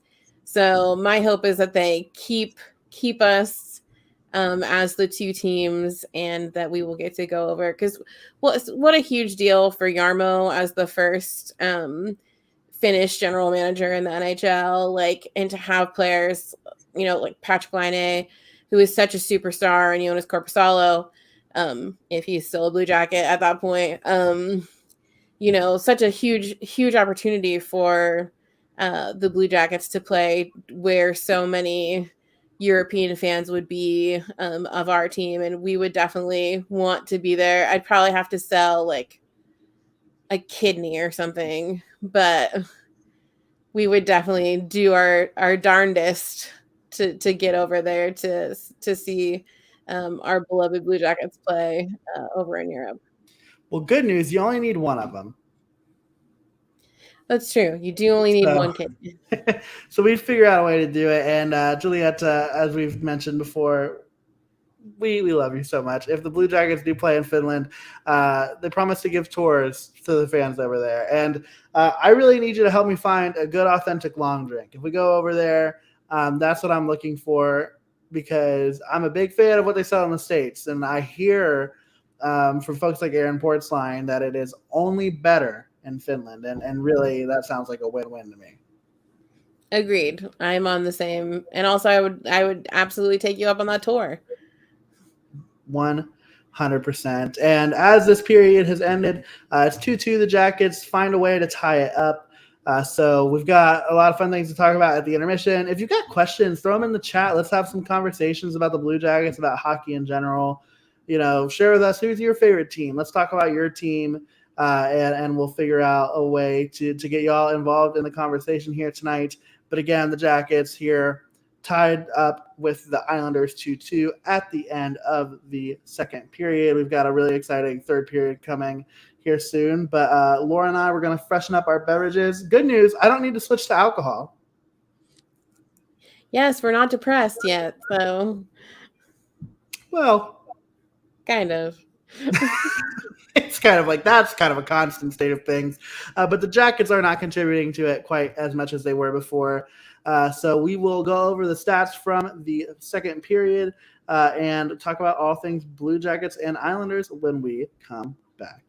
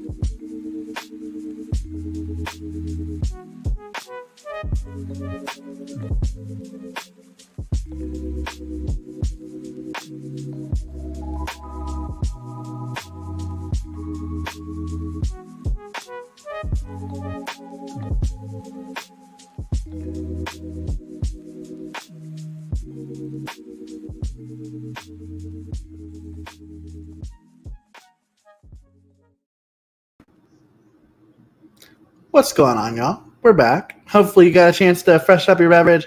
I did, in fact, decide that I was going to, in the midst of the intermission break that we just had, remembered that we are recording our show after this live stream. And I was like, man, I probably do need to switch to to something a little bit more strong. So here we go. Cheers, my friends. Yes, if you are just tuning in, I suppose, logging in, I'm Laura and this is Jeremy. We are the hosts of Subjectively Speaking on the Hockey Podcast Network, brought to you by DraftKings, and this is our first ever live watch along for the network. Peep our merch. Yeah, that's right. We have podcast merch. But if you are enjoying us so far and want to keep following along with us on this crazy hockey journey, you can follow us on our social media pages. We are on Twitter and Instagram at Subjectively Pod. You can follow us on Facebook at Subjectively Speaking. And yeah, we are on all of your major podcast platforms. If you want to take a listen to our show, we release episodes every Tuesday and Friday during the regular season. And then we go down to once a week unless something crazy happens in the off season. So yeah, welcome in if you're just joining us. We're in the second intermission of the Columbus Blue Jackets versus the New York Islanders game in New York. And we are currently tied 2-2 after an impressive second period comeback from our beloved Columbus Blue Jackets. And a stat that was shared during the second period, the Jackets have won 21 of their 32 wins came in games that they were trailing, which is tied for the most in franchise history. And it is also tied for third, I believe, in the NHL right now. So really just a wild stat for the team. Speaking of stats, going to do a little bit of a rundown here on what we're looking at. So obviously first period, not so great, outshot 15-5, but the Jackets here in the second period, the story was all them. 14 shots on goal compared to the 9 for the Islanders. And, it's just really, you look at it and, Elvis Verzligens is coming up pretty big, 9 for 9 on shots against, and dirty goals by the Blue Jackets, goals by Justin Danforth and by, oh my gosh, the way that I have forgotten this game entirely, Emil Bemstrom, because I'm just so not used to saying it. Yes, they are definitely not regular goal scorers for the Columbus Blue Jackets, but hey, we will take it. And take it when we can, right? But yeah, the Jackets, you're hoping that hold on, I love this question from Adam. Because we get this often. Are you guys husband and wife related or just friends? We are just friends, but I would say that we're more than just friends. We are two best friends who met when we were working in higher education together, which is a really, really wonderful way to trauma bond with somebody. Yep. And we did that together. We trauma bonded and became the best of friends. And we have joined each other on this beautiful hockey journey, and we keep doing it, and we have a lot of fun doing it. So even though I live in Grand Rapids, Michigan, Laura is down outside of Columbus, Ohio. So we're separated by distance, but nevertheless, our love for the Blue Jackets keeps us strong, and we keep on doing the damn thing. Yes, absolutely. Best of friends. Jeremy introduced me to hockey. He is a lifelong season ticket holder of the Columbus Blue Jackets and needed a +1 one day. And I was like, sure. And then quickly just, the rest is history. About a year after that, I got my first tattoo, but also my first hockey related tattoo, which astounded not only myself, but also my entire family. The rest is history. And we decided to start this show last January 2021. Jeremy had the thought for the show while in the shower. That's true. Which is where he does some of his best thinking. And texted me and said, hey, what do you think about doing a podcast?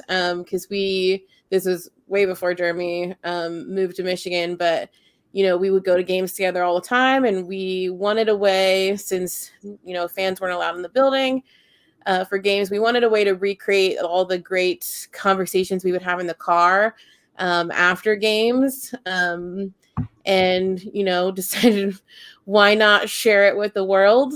And so we came up with this show, and it has taken off in ways that we did not think were possible a year ago, and has brought us to this network and to the community that we're building here in Columbus, and hopefully spreading a little bit more outwardly from doing this first watch along on the network's YouTube page. But we're truly, it's obnoxious. Like when people are, sometimes we'd bring people to games with us and we try and sit apart from each other. Yeah. And then most of the time the people who are with us ask us to move so that we can sit beside each other, so that we stop yelling across other people, because we are obnoxious when we're like together, and especially at hockey games.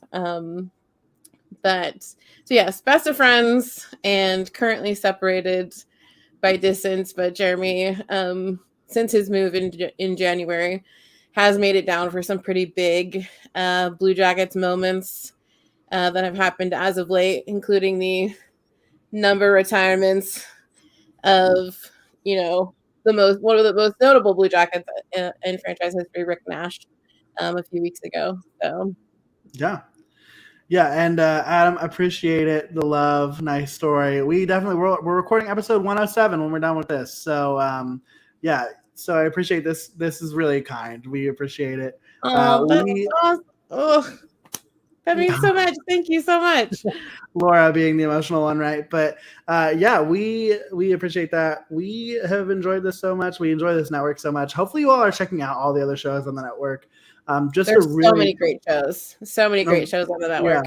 Yeah, really great conglomeration of just some really great hosts who are experts about their teams, but also some really great hosts that are experts about all things hockey. And so you definitely want to check it out. I mean, it's just been a lot of fun. I'll tell you what, ever since we joined the network, my list of podcasts that I listen to has not gotten any shorter. I'll tell you that. I listened to quite a few of the shows on our network and really enjoy them all. And I think you will too. So definitely check those out. Check out other hosts when they're here on the live streams. Try to do one every night, right? Try to get y'all some good hockey coverage every night of the week. And that's going to be especially true come the playoffs. We're going to have a lot of fun, I think, during the playoffs. So you're going to want to keep it tuned to the Hockey Podcast Network during that time. But, Jacob is back. Jacob was checking out who they refer to as Daddy Neil. I'm going to assume you're talking about our friend Neil Villapiano, who is over live on the Basketball Podcast Network. So you're also going to check that out, the Basketball Podcast Network, the Pigskin Podcast Network, all of these really great networks from Amaze Labs. But yeah, it's just been really great getting to know all these people, including Neil, who is one of our favorite hosts on the network. And how could he not be, right? I know he's a regular on these streams, and so you gotta show love to Neil whenever you can.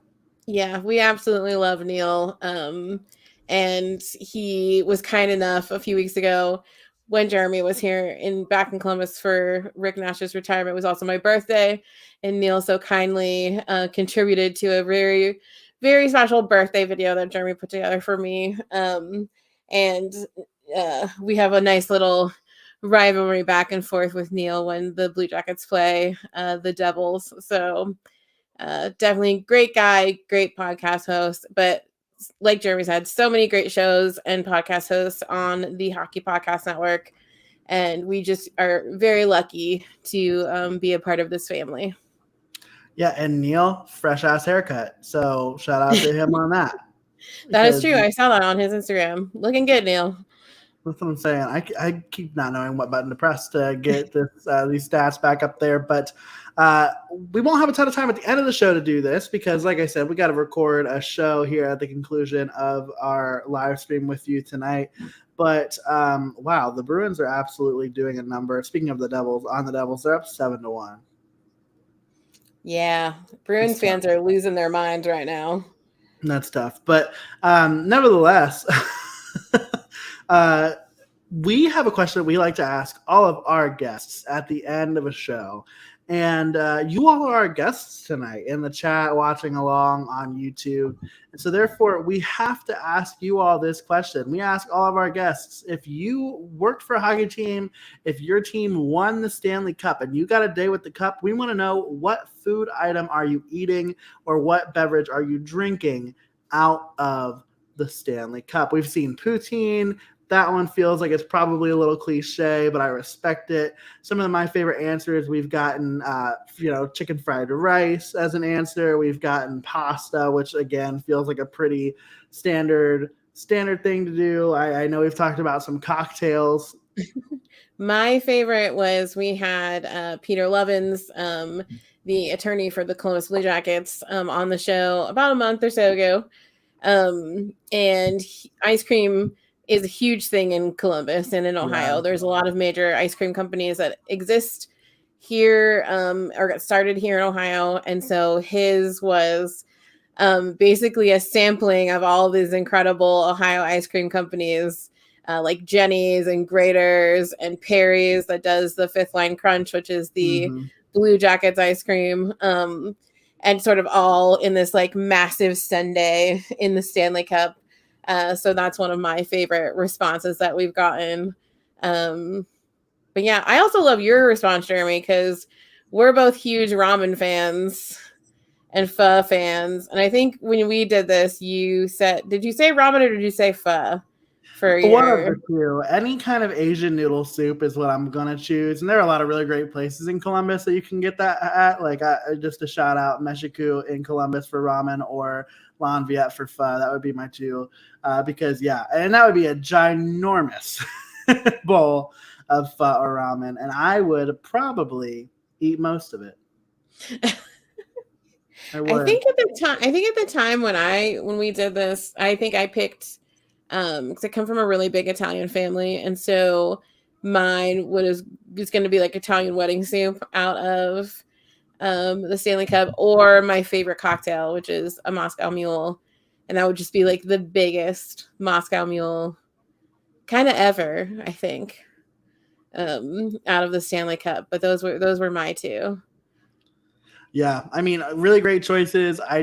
Also, I would go the Italian route. I'd have to also think about tiramisu. Big tiramisu guy. I love that. It's one of my favorite desserts. So that would be up there on the list of things that I would put in there. But we've got an answer. We've got yes. We've got Jacob. We've got Red Bull for drinking, and for food it would be lots of candy.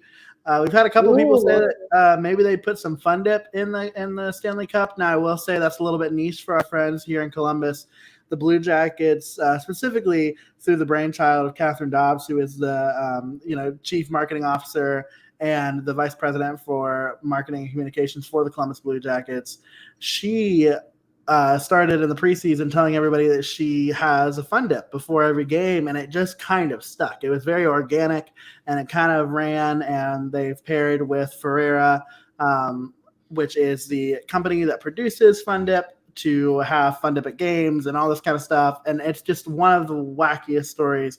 You can check us out our YouTube if you want to see the interview with Catherine, specifically about the story of Fun Dip. But yeah, Fun Dip is just good vibes. And if Fun Dip's not your thing, Catherine's mom, big Fireball fan. So if Fireball's your thing, I know I've got one in my freezer right now. But if that's your vibe, that can also be your version of Fun Dip, whatever your heart desires. But yeah, the Fun Dip phenomenon in Columbus has been so unexpected, but also such a great thing that we, specifically our show, has gotten to help build upon and be a part of. And it's just been such a cool opportunity this season, and hopefully, and we know it's going to continue to grow, because it's just like a fun situation. And like Jeremy said, if Fun Dip's not your thing, it's just about finding something that gets you in the right mindset to before you watch your favorite team play hockey. And both of us have just like an enormous stockpile of Fun Dip. Wow, what a save by Elvis. So this period is underway, and it looks like the Jackets, really denying the Islanders of a really quality opportunity here.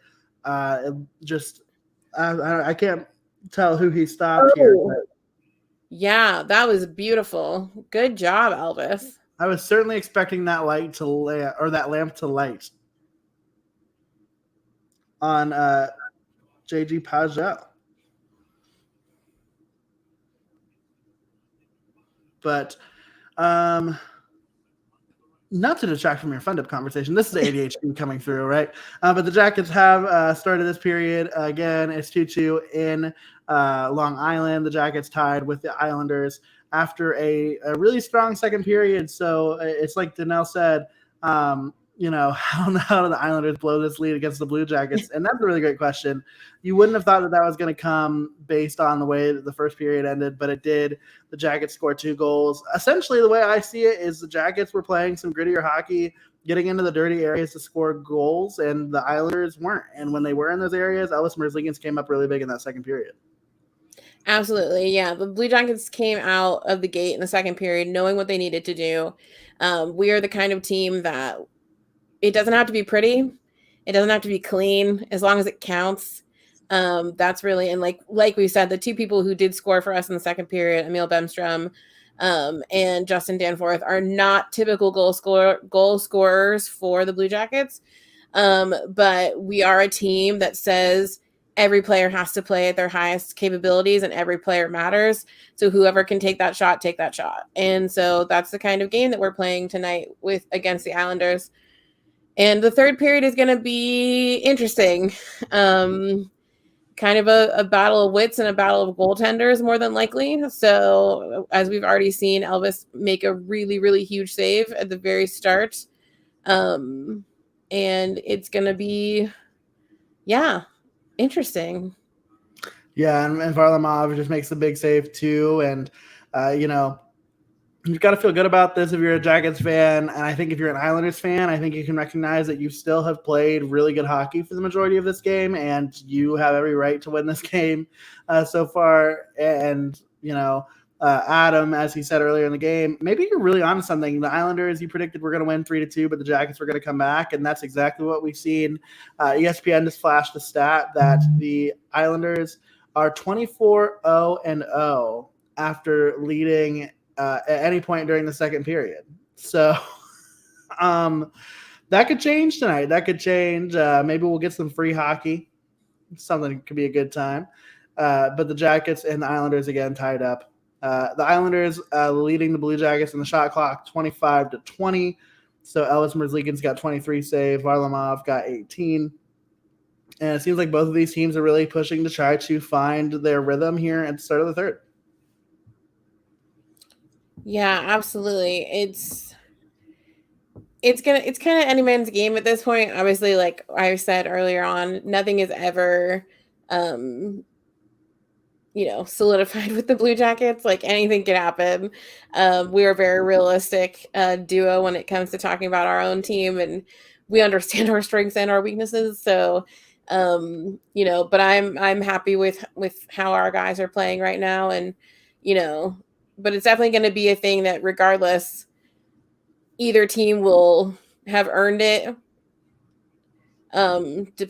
Depending on who wins. Sorry, that was like a really nice save by Elvis. Yeah, Elvis. So once again on JD Pajot, who is just absolutely, fiending for a goal right now. I mean, he's played really well this period, and the Jackets push Palmieri off the puck, and they're making their way back up the ice. But yeah, also shout out Dean Kukin, the answer to Tuesday's Gordle. Oh, yeah. So if you play Wordle, which have you played today? I did play. I think I got it in 3. I got it in 6. Today was rough for me. But yeah. The Islanders just scored. Yeah. Wow. And that's Palmieri. Wow. I don't think Elvis saw that one coming. I mean, Elvis just looks dazed and confused after that one. But the Islanders have taken a 3-2 lead over the Columbus Blue Jackets in Long Island. And yeah, I mean, that was just a shot from Palmieri there. I mean, wow. That was just. Yeah, it went in as quickly as it went out. So, or I'm sorry, it went out as quickly as it went in. But he's been jonesing for. Oh no, that's not him who Elvis has denied. But Palmieri has been playing really well so far, and I know the Islanders have, I'm sure, wanted to get back at us for not scoring at all in the second period. No doubt they have, and still leading the still shot plenty clock. of hockey. Still plenty of hockey left. Yeah, if you're new to the Blue Jackets hockey, this one is far from over. This is the kind of matchup that the Jackets love to come back in, and they have plenty of time to do it. Still 16:27 left in this one. But yeah, that was just a shot from Palmieri, and not even necessarily terrible defense. I mean, you definitely, if you're Patrick Laine, you've got to try to keep Palmieri from getting that shot off. Gets away with a little bit of a slash there, but Palmieri, man, I mean, just a veteran, puts it up top shelf over Elvis Merzlikins, and I mean, I don't think Elvis saw that one coming. I don't think he expected that shot to be as quick as it was. Yeah, no, that's definitely, and with as sharp as Elvis has been tonight, you can definitely tell that he did not see that goal going the way that it went. So I'm sure in hindsight he'll want that one back, but honestly, it was a brilliant shot. So yeah, there's not much you could have done in that circumstance. Yeah, without a doubt. And the Jackets, get some time here in the Islander zone, trying to find a way to get one on the board. Two teams that I think many people would say have had similar-ish seasons, but I think you would talk about them quite differently. We got a little bit of a breakaway here. Who is that? Is that Oliver Bjorkstrand? That was Oliver. It went wide. Tough. But it was a So very good scoring chance for the Blue Jackets. yeah, most definitely. And a little disappointing that he can't get it on net, but it's going to be a lot of that, a lot of opportunities still left in this period. But I think if you talk, two teams that kind of find themselves in similar places in the standings, but I think two teams that had very, very different expectations of the season. I think if you talk to most people, they expected the Blue Jackets to finish dead last in the Metro. And I think kind of the opposite for the Islanders. I think a lot of people had them as the favorite in the Metro, and obviously that doesn't shape up. You're looking at two teams that are fifth and sixth respectively in the Metro, and we'll probably finish the season there, barring anything miraculous or anything like terrible. But at the end of the day, two teams that I think really have a lot of plans for the offseason, and I can appreciate Adam saying this, expecting a lot of big things from the Blue Jackets this offseason and next year. I really think the Jackets are going to be a lot more involved in the playoff conversation next year than people give them credit for. And again, I think the Islanders are going to be just as involved in that conversation. Oh, 100%. I think, like I said earlier, we have definitely outperformed what most people presumed the Blue Jackets would do for this season. And the Islanders, I mean, the comeback that they've had after the very rough start to their season, playing their first 13, 14 games on the road, which is so hard for any team to spend that much time not having home ice advantage, and just waiting for this clearly absolutely gorgeous new arena to be finished, really just set them up for not what they were expecting, and they've just rallied to come back, which is so impressive. But like you said, I think going forward, the Blue Jackets and the Islanders are very much so going to be in the conversation of some of the top teams in this league. So I think for both fan bases, it's going to be a lot of fun these next 2 years. Yeah, and I think especially when you think about the landscape of the Metropolitan Division, I mean, you've got two teams in Washington and Pittsburgh that in theory one day should stop being as good as they are and should stop making the playoffs. They've got a lot of guys that are starting to age out of their prime, and somehow, some way, they still find ways to be really, really good at hockey. And so one of these days, those teams are going to be replaced by the likes of the New Jersey Devils, who have a really, really strong prospect pool. Of course, you've got guys like Jack Hughes and all of that kind of stuff. But then you've also got guys who have had really good seasons, like Dawson Mercer, who is a pain in the Jackets side the entire time they played this season. But then obviously like players like Dougie Hamilton being out there, if they can address their goaltending, the Devils are going to be a pretty decent team next year, you would have to think. And you hope that you're still just like a step or two ahead of them, but you never know how this thing is going to go in hockey. I mean, the amount of parity is ridiculous. And even though, like Adam says, the Devils are currently down 8-1 to the Bruins, which is a little embarrassing, they're going to be a team that's going to be pretty good in the next couple of years too. Yeah, absolutely. Like it's these young teams, it's these teams that are spending a little bit of time to focus on building themselves back up from the ground. Like it's going to make these divisions in these next couple of years, like probably some of the most competitive and most fearsome that the league has seen in a long time. And it'll be nice to see some like new names coming up in the competitive sector of things. Like I think for me personally, like I understand they play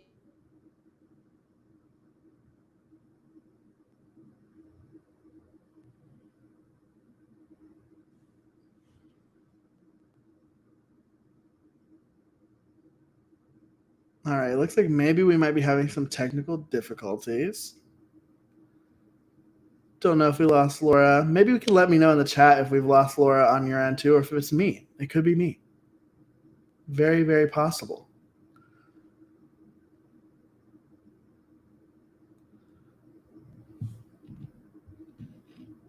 All right, but it looks like Laura's power went out and it came back on. So Laura will be joining us soon. She'll be coming back. But we're going to a commercial break here in New York. The Jackets are up, down 3-2. But looks like things could be getting interesting. We've got a couple more minutes left in this one, about 12 minutes left. So we are going to go on a little bit of a break ourselves while we wait to get Laura back in. But we will see you all very, very soon.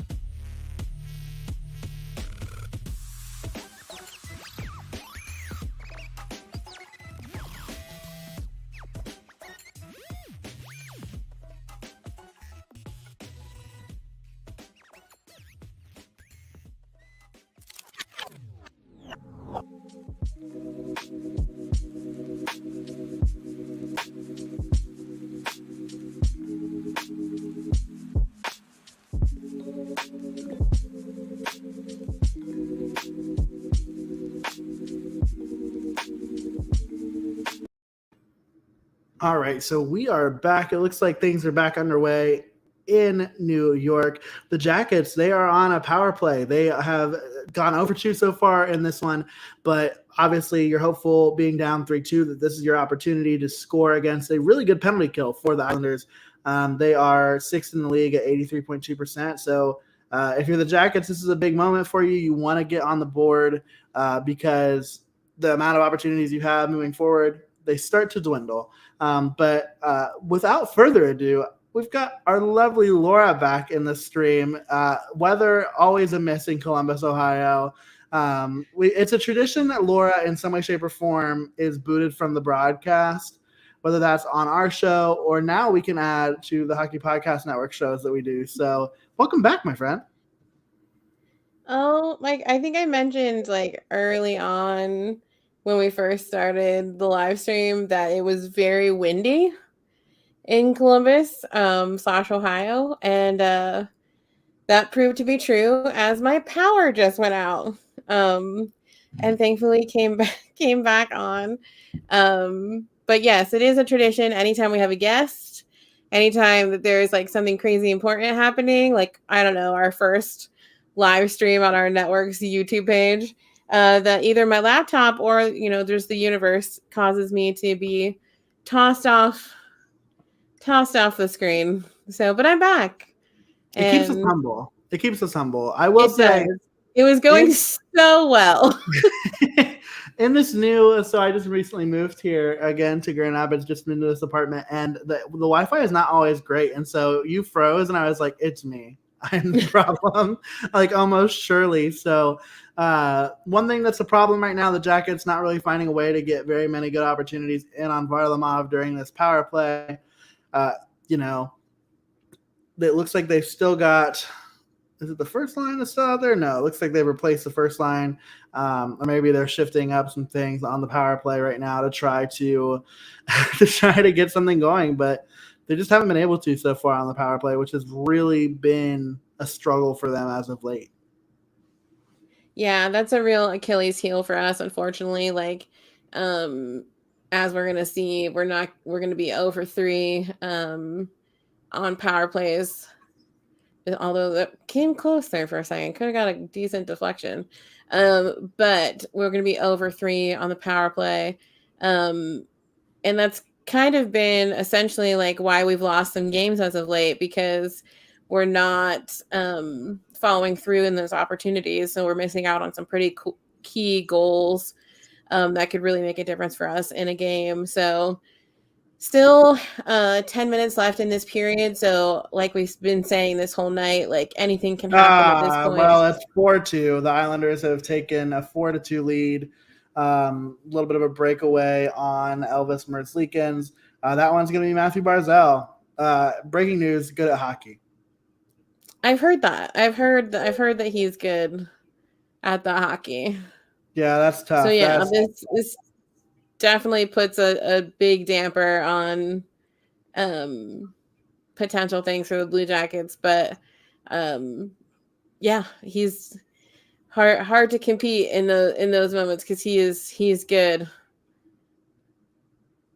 Game over, it seems. Adam, I don't know. You never say never, but also, Julieta, I feel it. I feel it in a way that you cannot explain. But we're there with you, girl. We get it. Yeah, right.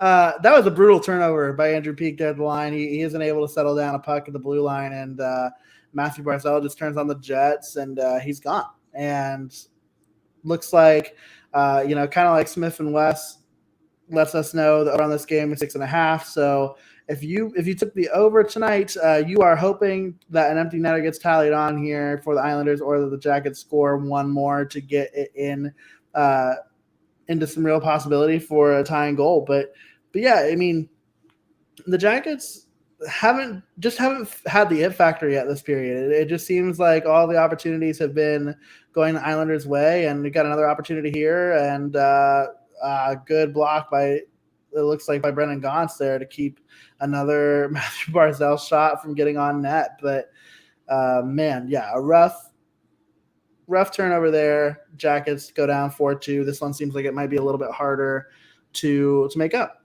than 3-2 was. But we look at the third period stats.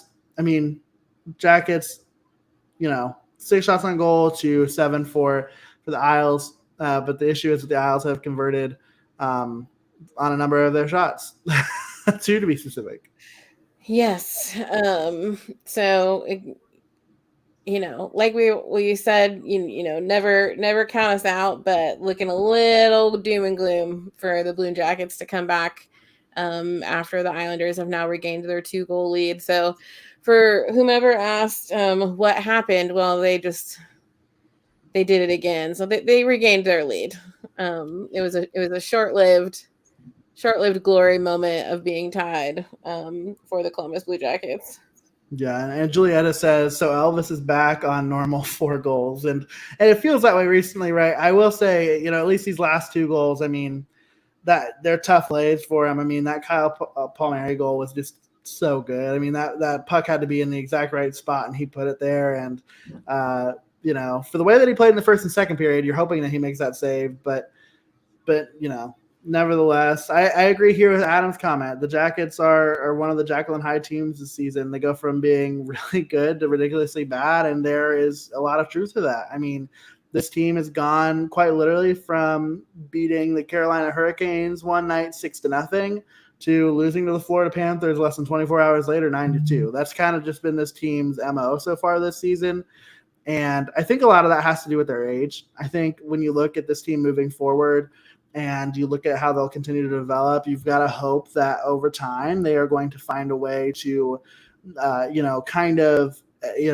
I always plug this because I think it's such a cool thing to watch as a Blue Jackets fan, but the Jackets put out a thing called Behind the Battle, and it just kind of shows things behind the scenes for the team. And most recent episode comes out, and, Brad Larson, the head coach of the Columbus Blue Jackets, he mentions that you can't go from being at the highest of highest to the lowest of low so frequently. You've got to find a way to kind of fall in the middle, and this team does struggle sometimes to do that. We do, definitely. It's like I'm not joking. It's truly been, a roller coaster. The start of our season was so impressive. I mean, we essentially the Colorado Avalanche is essentially one of the best teams in the league, and we won both of the games against them when no one thought possible. We've had other moments like Jeremy said against the Hurricanes and against other, we had that incredible win finally against the Florida Panthers. we find our way in the craziest of times, and then in other circumstances we really just play down, and can't for the life of us find our game or our stride in certain situations. So it's truly been a roller coaster. And I think Jekyll and Hyde is like a really great way to describe us for this year. And hopefully we're taking lots of notes, and we're gonna watch a lot of tape and come back with a lot of different plans and ways to execute things a little differently, obviously still building on what we are at the core. But I think Lars has a lot of big plans going forward for the team. Yeah, without a doubt. And I think if you're a Blue Jackets fan, you still have to be happy with where things are at. And I think you're an Islanders fan, you're really happy with how things are going tonight. You've got the New York Rangers tomorrow night. That's going to be a little bit of a challenge. And so it's got to feel good to be playing this way so far tonight against the Jackets, and you hope that you carry it over into playing in New York. I believe the Islanders are about to embark on a 5-game road trip. And so obviously really good to win this one at home. And granted, it's not over yet, but if they find a way to win this one at home, really good to do so before going over to just across town over to face the Rangers. I think that'll be a really good matchup for them and a good test for them as they've really started to figure out what they need to do to be successful. And they've got a couple of contracts that they signed recently over the last couple of weeks. They weren't really allowed during the trade deadline. Now, obviously, Lou Lamoriello has made statements about how he plans to make hockey trades this offseason. And if you're an Islanders fan, that probably makes you nervous. It would me if I had Lou Lamoriello as a GM. But, I will say that Jarmo Kekalainen is not exactly timid either. So I think it'll be a lot of fun to watch what these two teams do over the offseason. But, yeah, the Jackets just really not able to find anything right now this period. They're being outshot 32-27 overall in the game. Just not a lot of high-quality chances right now against the Islanders. Yeah, it's we tend to be the kind of team where it's a rarity, unfortunately, that we play a solid 60 minutes of hockey. We tend to get at least there have been very few games where we've had all 3 periods go terribly. But we usually only get 1 to 2 periods that go in our favor and where we feel like we have played at least well in some aspects, unfortunately. And like with the power play, it's those sorts of situations where you need to play a solid 60 minutes. You need to play the best that you can in each period, and the Jackets just haven't been able to find that consistently this year. And it has also been something that they struggled with last year as well. Even last year was a complicated situation with all the things with COVID and playing in a different division, only playing the same 7 teams, like all manner of obstacles. But it's definitely something as a young team and as other young teams face too, is finding that consistency and finding the stamina to be able to play a full 60 minutes. And that's just something we're going to have to build upon and learn how to do. Yeah, undoubtedly. And, you look at, between the two of us, I like to dive into the analytics a little bit. That's kind of like, I think Laura probably rolls her eyes at me a little bit during our show, because I do like to take a look over there just to see what the analytics are saying. And according to Money Puck, obviously this is a game that the Blue Jackets do not probably deserve to win. They're being outchanced. Expected goals 2.58 to 1.58. So, a little bit of a underperformance statistically for Elvis, but the players who are playing really well for the Jackets analytically are the ones that we've talked about all night long. And so if you need proof that the analytics work, here you go. Emil Bemstrom, Eric Robinson, Justin Danforth, Igor Chinnikov, these players who have really been the ones who are driving offense for the Jackets. And then you look at the bottom of this list, and you've got players like Oliver Bjorkstrand, Gustav Nyquist, Jakub Voracek, Patrick Laine, Cole Sillinger, players who are normally the Jackets' key sources of offense. Patrick Laine leading the team in points with 51 this season so far, and I believe 49 games, 48. One of the two, he's missed a decent amount of time. And as we sit here with 3.5 minutes left in the game, things aren't looking like they're going to come up Jackets tonight. Yeah, unfortunately. But I mean, it's the better team. I mean, the better team will have won in this circumstance. I don't love using the term, but like sometimes we've been in circumstances where we've won games where we didn't necessarily deserve it. It was luck. But the Islanders have played a solid 60 minutes, even in the second period when we were dominating. They still held us to that. They did not let up, and they really pushed, which you can see sort of that fatigue from the second period on the Blue Jackets players. We had to push to be the top team in that period, and we have not rebounded in the same way that the Islanders have. Now they're gonna push. They're really gonna push. Yeah. In these last out of the net, and they've gotten a couple of really good chances here. Clearing attempt by the Islanders will go down, and it won't go all the way down for icing. And also, this is a stat that I was not aware of, Julietta. That's awesome. This is Patrick Laine's 400th NHL game. It's like 23, so that's a little bit ridiculous to have played so much hockey in so little time. But the Jackets obviously still pushing. They've got pressure down in the Islanders zone. Gus Nyquist passes it over to Jakub Voracek, and nothing going there. So here's hoping that they can find a way to get something through. Only a minute and 45 left, so they've really got to score one quick here if they want to try to get back in within one to make this a game. But, man, it's just like these chances aren't really getting through on Varlamov.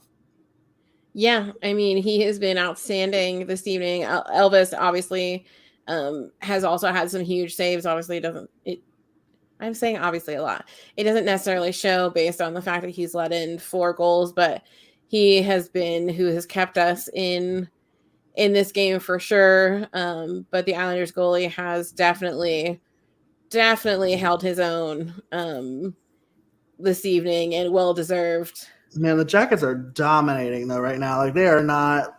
This has been relentless. I mean, I don't think they've left this a minute and 10 seconds in the zone, and as soon as I say that, the Islanders clear it and they shoot it down, and it is a goal. And someone broke their stick. Who is that? Adam Boquist. Oh, honey. Man, that is tough. The Jackets are down 5-2, and I swear someone said 5-2. It was me. And Adam is exactly right. Apparently, well, I'm putting this all on you. Bad luck. That's probably fair. I'll take it. But yeah, the Jackets go down 5-2. The Islanders are going to win this hockey game. About 1 minute left. So I hate being right. I'm not a fan of being right, especially in a moment like this. But unfortunately, I am right. And the Jackets, as time is ticking down, although Eric Robinson's going to take a shot here, and okay, it goes out of play. I'm like, naturally, somebody's going to score a freaking goal and make this a 5-3 hockey game. So then I don't even get the satisfaction about predicting the game right.